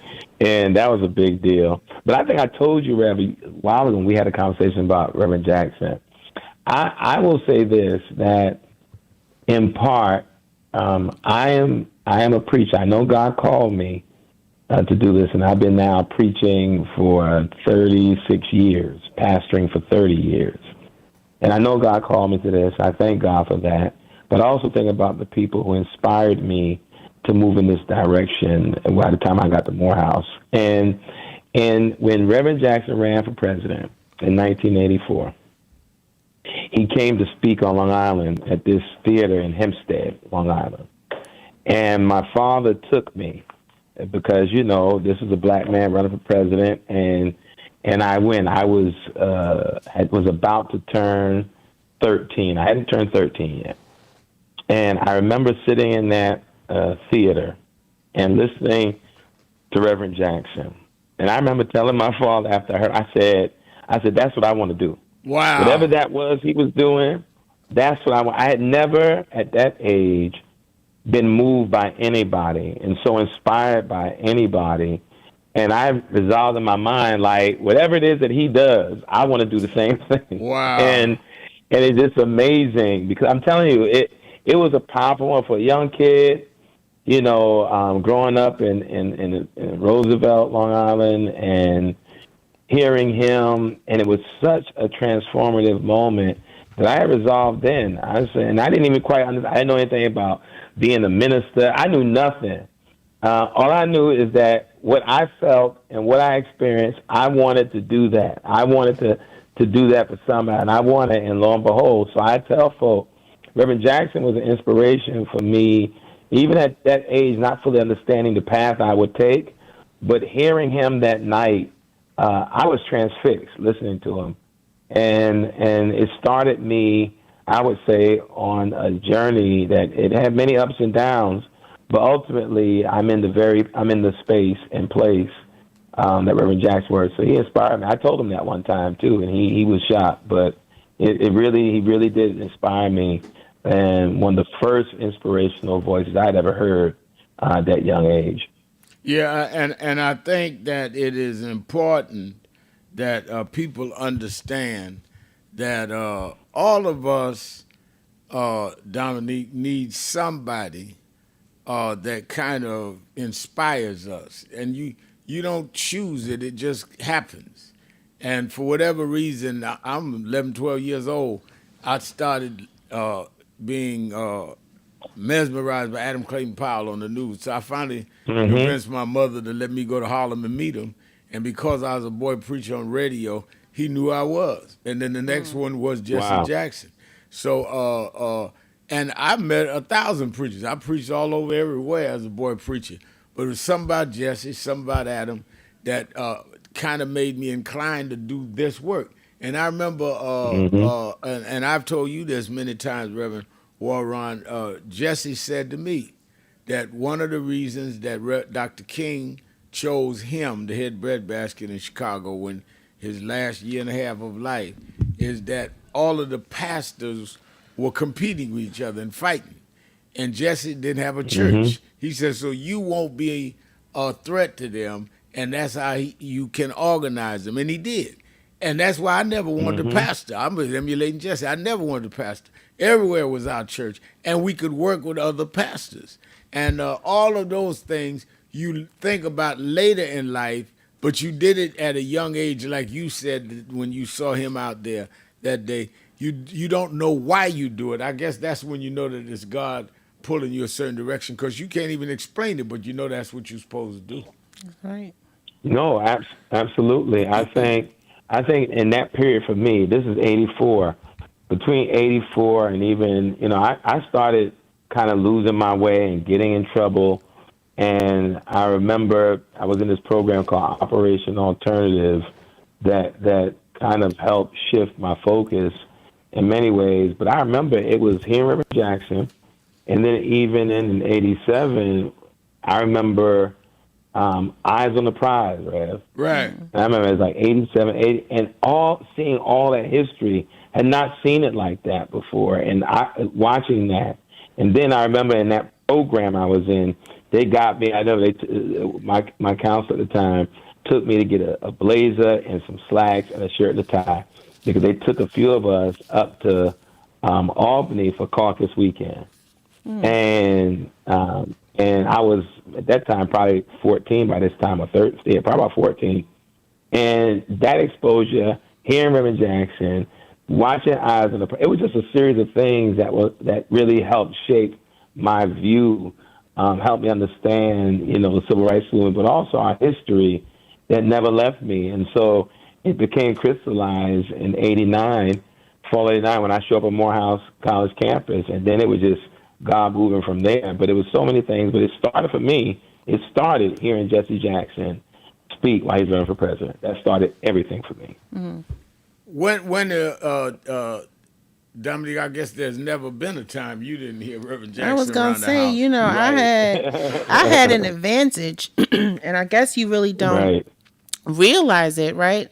Until you start understanding and facing, dealing with crisis we're dealing with now. They're trying to take out, Black history from the curriculum in schools, and having to face those things, and having had that advantage my whole life, being in these rooms with Reverend Jackson, and with him and my dad would meet often, and being in the rooms with, these stalwarts figures like Wyatt T. Walker and James Brown, and so from a young age, it's like you couldn't tell me much, because it's like I was in the room learning from. And I tell you something, I just thought about it when you said that. I tell you something, Reverend Warren. Wherever we lived, Jesse would always want to come see where we lived. That's right. He came to our house when we lived in Jersey for a minute. That's right. And then he wanted, when we bought the house in Brooklyn, y'all fix me some dinner. It became that, but he would come down. He would just come by. You know what I'm saying? You staying all the way in Manhattan, an hour and a half. Well, I'm coming out there. And it was that. And it was in that environment that my kids grew up, my daughters grew up in. I called him uncle, so these are things, you don't really, you kind of take advantage of it, right? Because it's just like, oh, that's Uncle Jesse, or, that's my dad, that's that's Reverend Walron, I know them folks. But to also, to not only have that experience, but to be loved by them, to be loved by y'all, it's significant. You can't tell me nothing. Can't tell me I'm not the cream of the crop. Okay. And this is what we have to instill in our young people, and this next generation. They have to stay connected. And I think that I've been, blessed to have that lived experience to see the connectivity and to be able to, pour it forward and move it forward to the next generation. It's the continuity that keeps us, right, Reverend Walron, growing through, and it keeps us, being able to move forward because we're connected to our roots. And that's something my father always taught my sister and I, that connectivity is important. And we can't be, strong fruit if we're not connected to some strong roots. And I think one of the things that Reverend Walron, you've talked about more than most ministers that I've heard, and you did it in your book, is that life is intentional.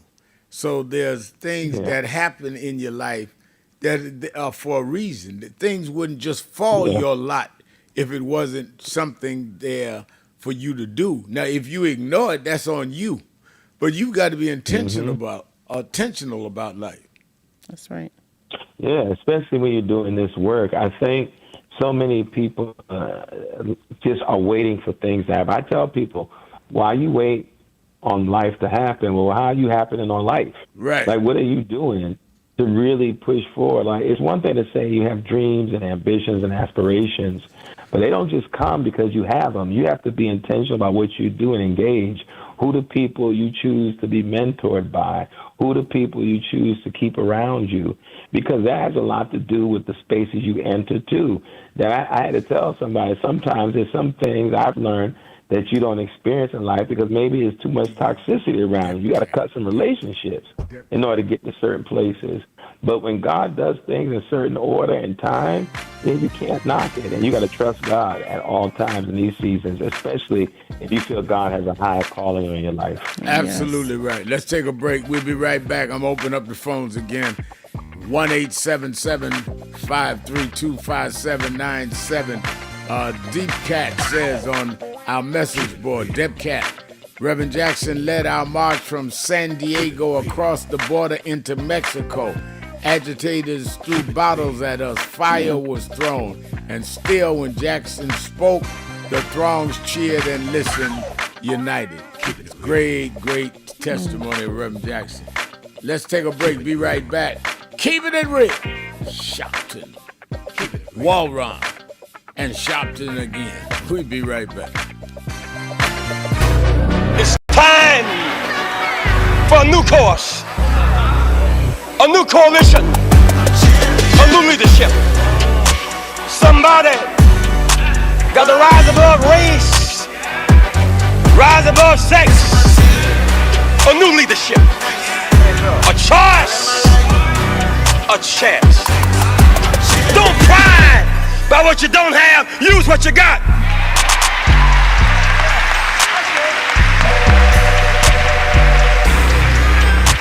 Everybody in town was scared of Goliath.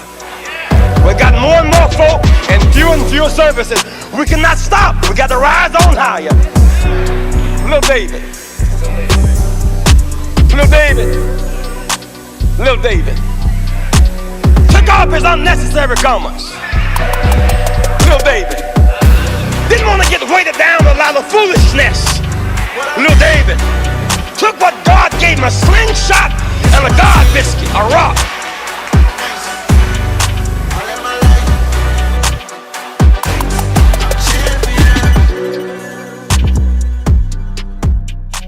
Keep hope alive.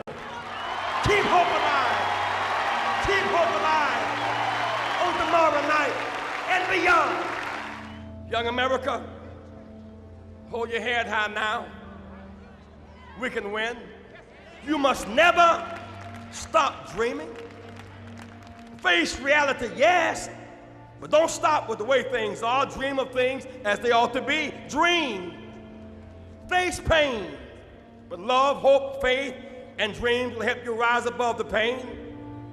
Use hope and imagination as weapons of survival and progress, but you keep on dreaming, young America. Dream of peace. Peace is rational and reasonable. War is irrational in this age and unwinnable. Dream of teachers who teach for life and not for living. Dream of doctors who are concerned more about public health than private wealth. Dream of lawyers more concerned about justice and the judgeship. Dream of preachers who are concerned more about prophecy than profiteering. Dream on the high road with sound values. We must never surrender to inequality. Women cannot compromise ERA or comparable word. Women are making 60 cents on the dollar to what a man makes. Women cannot buy meat cheaper. Women cannot buy bread cheaper. Women cannot buy milk cheaper. Women deserve to get paid for the work that you do. It's right and it's fair.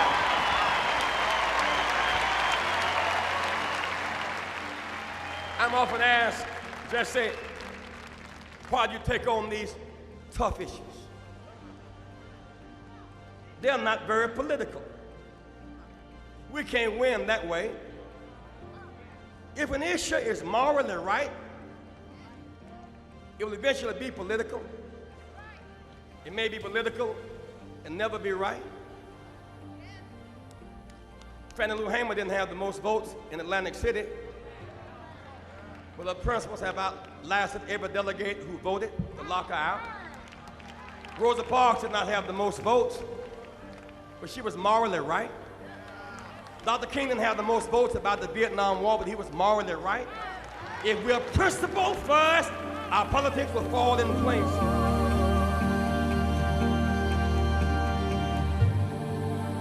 When you see Jesse Jackson, when my name goes in nomination, your name goes in nomination. I was born in the slum, but the slum was not born in me. And it wasn't born in you, and you can make it. Wherever you are tonight, you can make it. Hold your head high. Stick your chest out. You can make it. It gets dark sometimes, but the morning comes. Don't you surrender. Suffering breeds character. Character breeds faith. In the end, faith will not disappoint. You must not surrender. You may or may not get there, but just know that you are qualified and you hold on and hold out. We must never surrender. America will get better and better. Keep hope alive. Keep hope alive. Keep hope alive.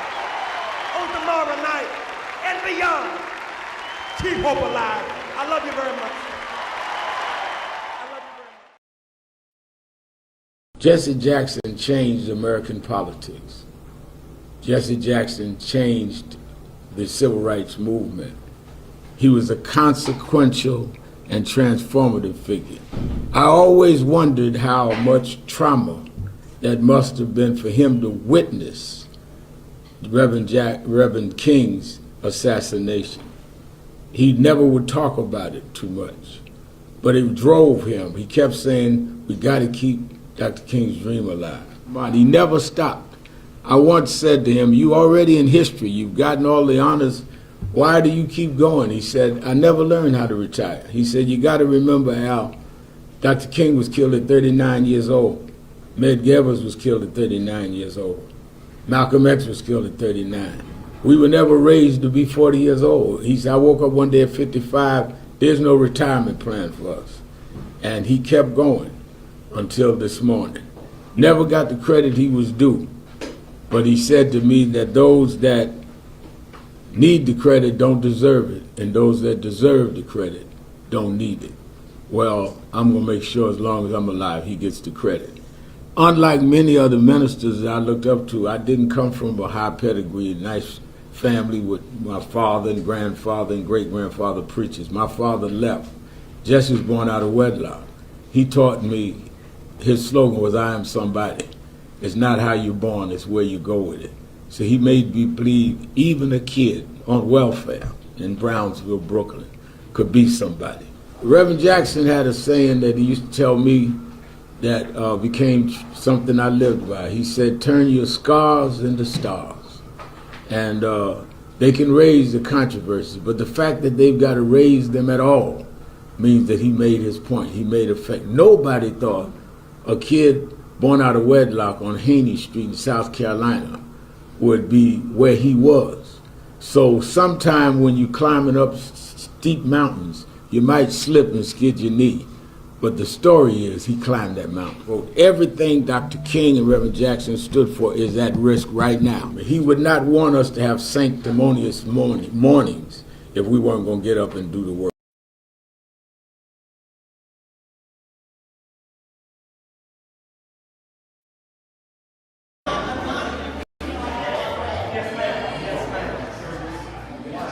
What up, big brother? You good?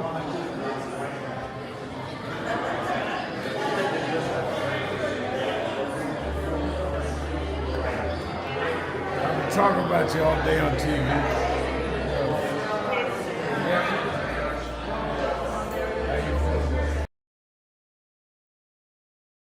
Many people cannot focus because they have not really come to terms with their calling and life purpose. In order to focus, you must also be clear on what you're focusing on. So if you're not clear on your purpose, if you're not clear on your life's calling, then focus on seeking that. Because if you just read the ways and roads you traveled that you didn't even choose, that were sort of just laid out for you by God, in that it's telling you, speaking to you about what your purpose is and what you were born to do and be. I learned the things that I didn't plan had to be planned by God, and God's plan was directed toward God's purpose in my life. And I focus on that. Not focus on what others do, not focus on how well they're doing or bad they're doing, but focus on whether I'm in line and aligned with what I'm supposed to be about. And in order to move straight ahead, you have to be focused. Real, keeping it real. Keeping it real. I'm your host, Reverend Al Sharpton. Reverend Dr. Michael A. Walron is our co-host. Dominique Sharpton sitting in with me. On our message board, Yolanda V. Hawkins Sims says, I remember being a 17-year-old traveling from Harlem to meet you in Atlantic City to march with you, Reverend Al Sharpton, from the Atlantic City Monument to the Uptown Complex School. And by the time we reached the school, myself and other persons were, I can't see the rest of this. Okay, the message cuts off. But I remember doing a lot in Atlantic City. And it was around the Atlantic City marches, was around racial profiling, Reverend Walron. They had shot some 4 young men, came out of Harlem, was driving south for the basketball tournaments. And they pulled them over and said, you got guns in the car. And they said, no. And one reached the shore, it was only a basketball. They shot up the car. Luckily, they didn't get killed. I know that. And we'd been getting complaints down through the years that they was pulling over cars, disproportionately black cars on the New Jersey Turnpike. And that's when we went down there and sat in and blocked the Turnpike, blocked them from getting into Atlantic City to the casinos, and made them start having racial profiling laws. It took a couple of years, but we got them. And about 30 states did it.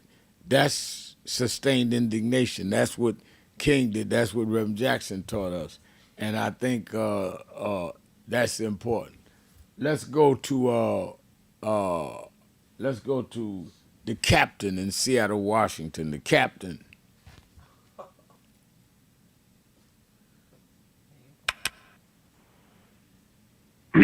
You there? Governor Sharpton. Yes, sir. And to the listening audience, I want to extend my sincere condolences to the Jackson family. It was in 1984 when he came to Seattle. I stood outside of Mount Zion Baptist Church in high anticipation of him getting out of the limo, and the late, great Dr. McKinney said, boy, get back. We got other folks that handle this right now. And he got out of the car and spoke to me and shook his hand and so forth. And then I got a chance to interact with him some other folk in Brunswick, Georgia. He was down there with us when we were down there fighting for justice for Ahmaud Arbery. And, Yeah, he was there. I still have the video. That's right. I still have the video of him and I and his son sitting down at some restaurant across the bridge over there eating. And even walking into the courthouse, he told the guard standing there, he's with us. So they let me bypass security. If all of us that have fond memories of Jesse Jackson put them into work, voting rights, civil rights, and most of all, standing up for what's right, we can conquer anything and everything that we pursue to do as long as it's right and legal. Therefore, let's get up off of our behinds. Let's, first of all, attend the National Action Network Convention, August 8th through the 11th, New York City, and it is free. That's right. right. You better register now. You better register now. Especially you, Wayne, in Houston, if you listen. I ain't forgot about you. And for those of you who don't know, Wayne is somebody that called in on Sunday, and God help me today. Then let's get busy, and let's get in our own communities, and let's establish something to protect voting rights, civil rights, and our rights. Because the rope they trying to hang me with this morning, they coming back for you this afternoon. That's right. Last but not least, Dr. Sharpton, may I please give your call taker some information? I know I'm prohibited from saying it over the air. Thank you, sir. All right. Thank you for your call. God bless. Vivian Denise says, Reverend Al Sharpton, please keep doing what you're doing. I'm from Dothan, Alabama.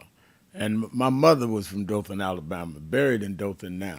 MLK, Jesse Jackson, and you all and more expose Alabama racism, marched and helped us along with Rosa Parks. All right, Vivian. I think that people need to understand, Reverend Walron, you need a combination of strategies. It's not all one way. And there are those of us that agitate and march and protest to create a climate for change. And then there are those that legislate and make the change law. And then there are those that interpret it, the ministers and academicians. And we always did have, we had Philip Randolph, Martin Luther King, Roy Wilkins, Malcolm X, Thurgood Marshall, all at the same time. They didn't do the same thing, but they operated at the same time toward the same purposes. Absolutely. I get frustrated with people who want to discredit others' engagement if it doesn't look like this way or seem like this way. I think about one person in particular as, you know, there were people who, some who were critical of persons like Howard Thurman. Well, how come he's not marching? But Howard Thurman was the inspiration and the mentor of people like King. His book, Jesus and the Disinherited, Dr. King carried with him everywhere. It shaped his theology. It shaped his understanding. He understood King in some ways through hearing Thurman and others talk about Gandhi for the most part. So, you know, Thurman wrote and he taught, and he also was a pastor. And he did it and influenced the movement in a particular way. You can't discredit a person because they don't do it a particular way. There are many strains to activism. There are many manifestations of what it means to be a social justice advocate and activist. So it doesn't look well. We got to get out of this kind of zero-sum mentality when it comes to what activism ought to look like, because the truth is there are many lanes we can all work in to get to the same goal. Absolutely right, and I think that and in other communities they don't all play the same role. So we get this one-dimensional thing which is divisive and is scientifically impossible anyway. We all have different gifts, different talents, different inclinations. And I think that if we work out what is ours, it will feed the whole. And a lot of us just don't have the capacity to do that. I think when you look at the situation we're in and the challenges that we face, it's all hands on deck. And everybody can figure out what it is they can do, but everybody need to be doing something because they have absolutely unequivocally declared war on people's rights in this country. When I can see the Attorney General of the United States sit in front of the Congress and a member of the Congress say to her that there are victims that were raped in childhood standing up behind you. They're standing up. Would you turn and face them and address them and apologize to them? And she wouldn't even look at them. Wouldn't even look at them. I don't understand what you got to see to understand we need to get up off our behinds and go to work. No, there have been historically low moments in American history, moments that do not manifest the ideals that shaped the founding of this country, whether it goes from the enslavement of Africans and onward. But this right now, we experience another low moment in the history of this country. And years from now, they will look back historically and see what a low moment is. But this is a moment where, like you said, all hands are on deck, and we cannot afford to become divided by foolishness. We have to become united around an aim, and that's success. Let's take a break. Be right back. Keeping it real. Sharpton. Be right back. Keeping it real. He talks specifically.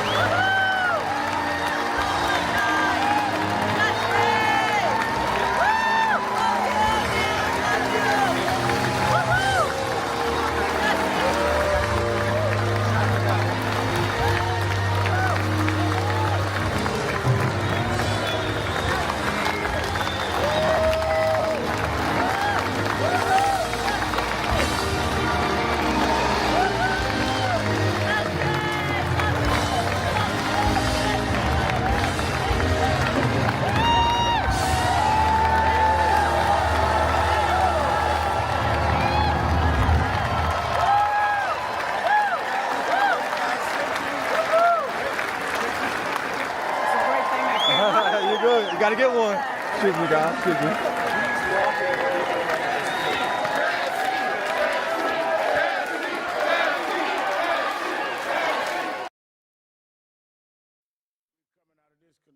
Targeting companies. He talks specifically about companies. He talks specifically about Operation Breadbasket and our next speaker's role. He has since then and during then bring the movement that started in the South North and urbanized it and expanded it. I came out of that movement. He opened political doors. The downside that people don't give credit to is I've seen at Saturday morning meetings, as we do Saturday morning meetings here, that started in Chicago. He's had to preach while people stood in the audience with guns pointed at him. He ran for president with more threats than any candidate ever had, facing investigations of nothing, just trying to make something up to scar his name. Would go get Americans that were hostage and land at the airport, and reporters asked, who paid the bill?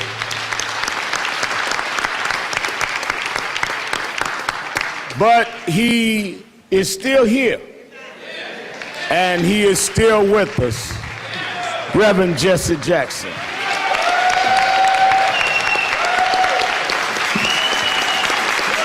Thank you. Thank you, Reverend. That was great. Thank you. Now we go.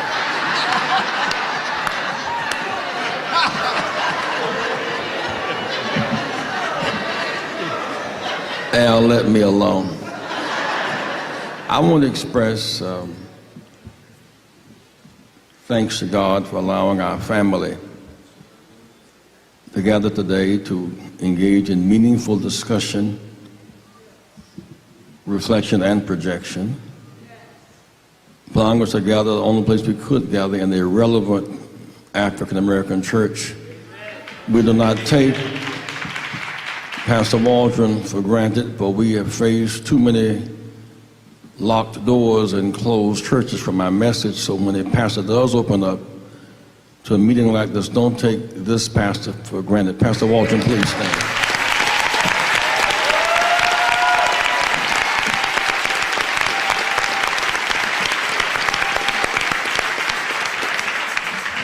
I really want to thank God for this connection between this family of panelists today and Reverend Sharpton in a special way, because we must make something theologically clear about the ring of authenticity that you hear in Reverend Sharpton as a bit of connectivity.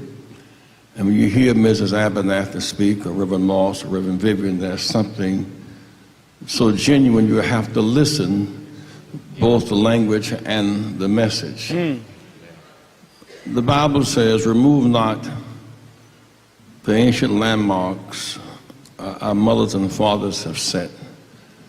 When you separate from those landmarks, you are adrift without a sense of historical connection. One thing worse than not reading the scripture, to read it and to misinterpret it. Reverend Sharpton's strength coming out of Bishop Washington's church, Reverend Bill Jones, and out of Breadbasket SCLC, we see it commonly said today that this is now the Joshua generation. That's not true biblically. Joshua came out of Moses' army. That's right. Joshua helped to lead the wilderness movement between 60 and 08. That was the Joshua generation. This is the post-Joshua generation. Joshua came out of Moses' army. Right. Those who came out of Dr. King and the Abernathy's army, that's the Joshua generation. There's not a post-Joshua generation. Reverend Al spans the Joshua generation and the post-Joshua. That's why his consciousness obligated him to put these two panels, because he stands between two generations. He is the connection. Am I making sense to y'all? Because Joshua knew Moses. Those who didn't know Dr. King and Dr. Abernathy can't be Joshua. Those who don't know C.K. Steele can't be Joshua. Reverend Al Sharpton, and those we're who back. don't know Dr. King's father can't be Reverend Joshua. Dr. Michael A. Walron is our co-host. This is the Joshua last generation. hour every Tuesday, and Dominique is sitting in with me. Let me remind you, Politics Nation with Al Sharpton, live at 5 p.m. Eastern Time, Saturday and Sunday. And you know we're going to bear down this weekend on the senators and the governors about this partial government shutdown, around ending ICE, around why we are going through these redistricting fights in various states and what we need to do, and of course the legacy of Reverend Jesse Jackson. You don't want to miss this weekend, Saturday and Sunday, 5 p.m. Eastern Time on MS Now, formerly MSNBC. Saturday Action Rally. If you ever made one, you need to be there Saturday. We're going to give the tribute from the Northeast to Reverend Jesse Jackson, Last place he spoke in Harlem was at National Action Network, and he called it home. And it's an offspring of what his work was and is. Make sure if you're in the area in New York, New Jersey, or vicinity, or if you traveling, come and be with us. We're going to have the rally at the historic Mother AME Zion Church, 137th Street, and between Lenox and 7th Avenue. The exact address is 140-6 West 137th Street. For you that need a navigator, just put the address in, or you just put in Justice, and it'll bring you to Mother AME Zion. 9 a.m. to 11 a.m., and I've asked all the elected officials and major pastors to be there to give 3 minutes each on the legacy of Jesse Jackson. Not just where I met him here or there, but what does this mean? We're at a very important juncture in our historic journey, and that's why I'm glad in our transition to our new building, I'm glad that we're at Mother AME Zion because it's historic. It's the church that Sojourner Truth went to, and she was rebaptized out of her slave name into calling herself Sojourner Truth at the altar of this church. It's the church Paul Robeson was a member of, and his brother was a pastor there, church that Frederick Douglass spoke at. Well, they have a little museum down in the mezzanine downstairs. You come to Raleigh, you can go see the museum. I'm one of those that believe that if you are around historic sites, it can give you some kind of spirit of continuing in history. The whole Bible is a story of history from one generation to the next. God deals in continuity, not confusion. So be there with us 9 a.m. to 11 a.m., House of Justice, 137th Street between Lenox Avenue and 7th Avenue. You that are not in the New York area, you can watch it live on Impact Television or nationalactionnetwork.net or YouTube/NAN. The National Action Network Convention is August the 8th through the 11th. And let me tell you something. I'm sorry. I keep saying August. August is when we get ready to do our marches. April is the convention, 8th through the 11th. April 8th through the 11th. Reason that we always do it in April is because they killed Martin Luther King in April 4th. And we always want to do our convention to say you might have killed the dreamer, but the dream lives on. And I've not even released the names of our top-notch academicians, historians, politicians, folk want to run for president, entertainers, all that are going to be there this year. I want people to come to keep this movement going. And we've gone up to about 4,000, over 4,500 pre-registered. It's all free. You don't have to pay nothing at any of the workshops and all. But you register so that if a ballroom gets full and we say, wait a minute, hold them last 2 rows, then we go by who has registered. And you can register and say, I can only be there 1 day. I can only be there 2 days. I'll be there all 4. It gives you access. So if we've given you the top-notch thinkers and movers and shakers and giving you organizing skills, all of it for no registration fee, no money, and you too lazy and ungrateful to register, then when you get there, you ought not get a seat. I ain't apologizing for that. Don't stop me in the hall saying, Reverend Al, I can't get in. Because I'm going to say, did you register? To register, go to www.nationalactionnetwork.net, www.nationalactionnetwork.net. And, of course, you that want to register by phone can do it right now at 1-877-626-4651, 1-877-626-4651. Reverend Dr. Walron, what's going on at FCBC? This Sunday is our annual Black History Month worship service. We do some special things, but also I think it's appropriate that during this month, I think I shared this with you before, Rev, that on Monday There's 188 members of FCBC. We're headed to Egypt for 10 days. And it should be an amazing trip. So keep us in prayer as we travel, and I'm sure it's going to be an uplifting and an amazing experience for so many who are going. Well, you certainly have our prayers. Let's go to the phones. Let's go to Rick Johnson in Atlanta. Rick, you're keeping it real with Sharpton, Walron and Sharpton. Good morning, gentlemen. How are you? Good afternoon. Good afternoon. I wanted to call and missed giving our condolences to our brother, Reverend Jesse Jackson. And Rev, for the work that you do, man. I tell you, you on the throne, my friend. And I can't keep up with you, Rev. I try to watch Politics Nation, listen to you Monday through Friday. You be moving.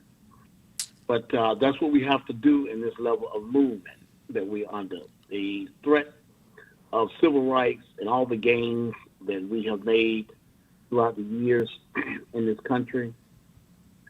And our brother, Reverend Jesse Jackson. I met Reverend Jesse Jackson in 1984 in Augusta, Georgia, where I'm from. My cousin there was mayor of Augusta at one point with McIntyre. Oh, I knew the McIntyre. You talking about McIntyre that was mayor? He was mayor, right. Yeah, I remember when he was elected the first black mayor there. I used to be down there with James Brown. James Brown was so excited McIntyre won. Absolutely. And Jesse, Reverend Jackson was at Payne College when he kicked off the 84 campaign. Was there at Payne College that night. In 1988, when he returned to Augusta, running for the White House then, was at Payne College, and I ended up being one of the delegates in Atlanta for the convention. Wow. And I would not be where I am today with leadership concerning civil rights, human rights, and economic justice if it wasn't for you and Reverend Jackson, so many others. So I want to do this as President and CEO of Justice for All. I want to get back on the playing field of criminal justice reform. Under Trump, it has somewhat been lost in the shuffle, but we need to keep that on the front row, because we have too many men and women in this country in prison or warehousing people. Here in Fulton County, with Trump for these voting rights, and was talking about the county jails, you have too many people nonviolent in American county jails where they have no business there. If you're nonviolent, why are you in any county jail in this country? And historically, they are Afro-Americans and Latinos and Mexicans. We need to address that.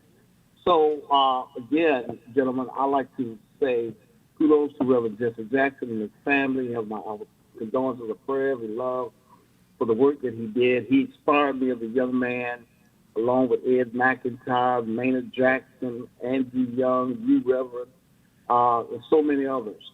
So I just wanted to call today and give my love and support of what you guys stand for, Reverend Jackson stood for, and continue to stand for. I appreciate the call. Thank you. God bless you, and let's get the work done. Thank you so much. And I see Rodney Jones, the mayor of Queensbridge Houses, saying on our message board, I know it will be a full house at Mother Amy Zion on this Saturday to honor an iconic figure in our lifetime, Reverend Jesse Jackson. I am somebody. Yeah, people need to get there 9 to 11. You need to get there early. And let's honor Reverend Jackson. Let me thank Dominique for sitting in with me for the whole ride so I could do other things in and out. Let me thank Reverend Dr. Michael A. Walron. Let me thank Reverend Malcolm Bird. Let me thank all of you that called in, listened in, you that called in and couldn't get through but hung in there anyhow. Remember, whatever you do, wherever you go, however you feel, tell somebody, tell anybody, tell everybody. Reverend Al told you personally. keep it real. Keep it real. Whatever you do, keep it real. I'll talk to you tomorrow.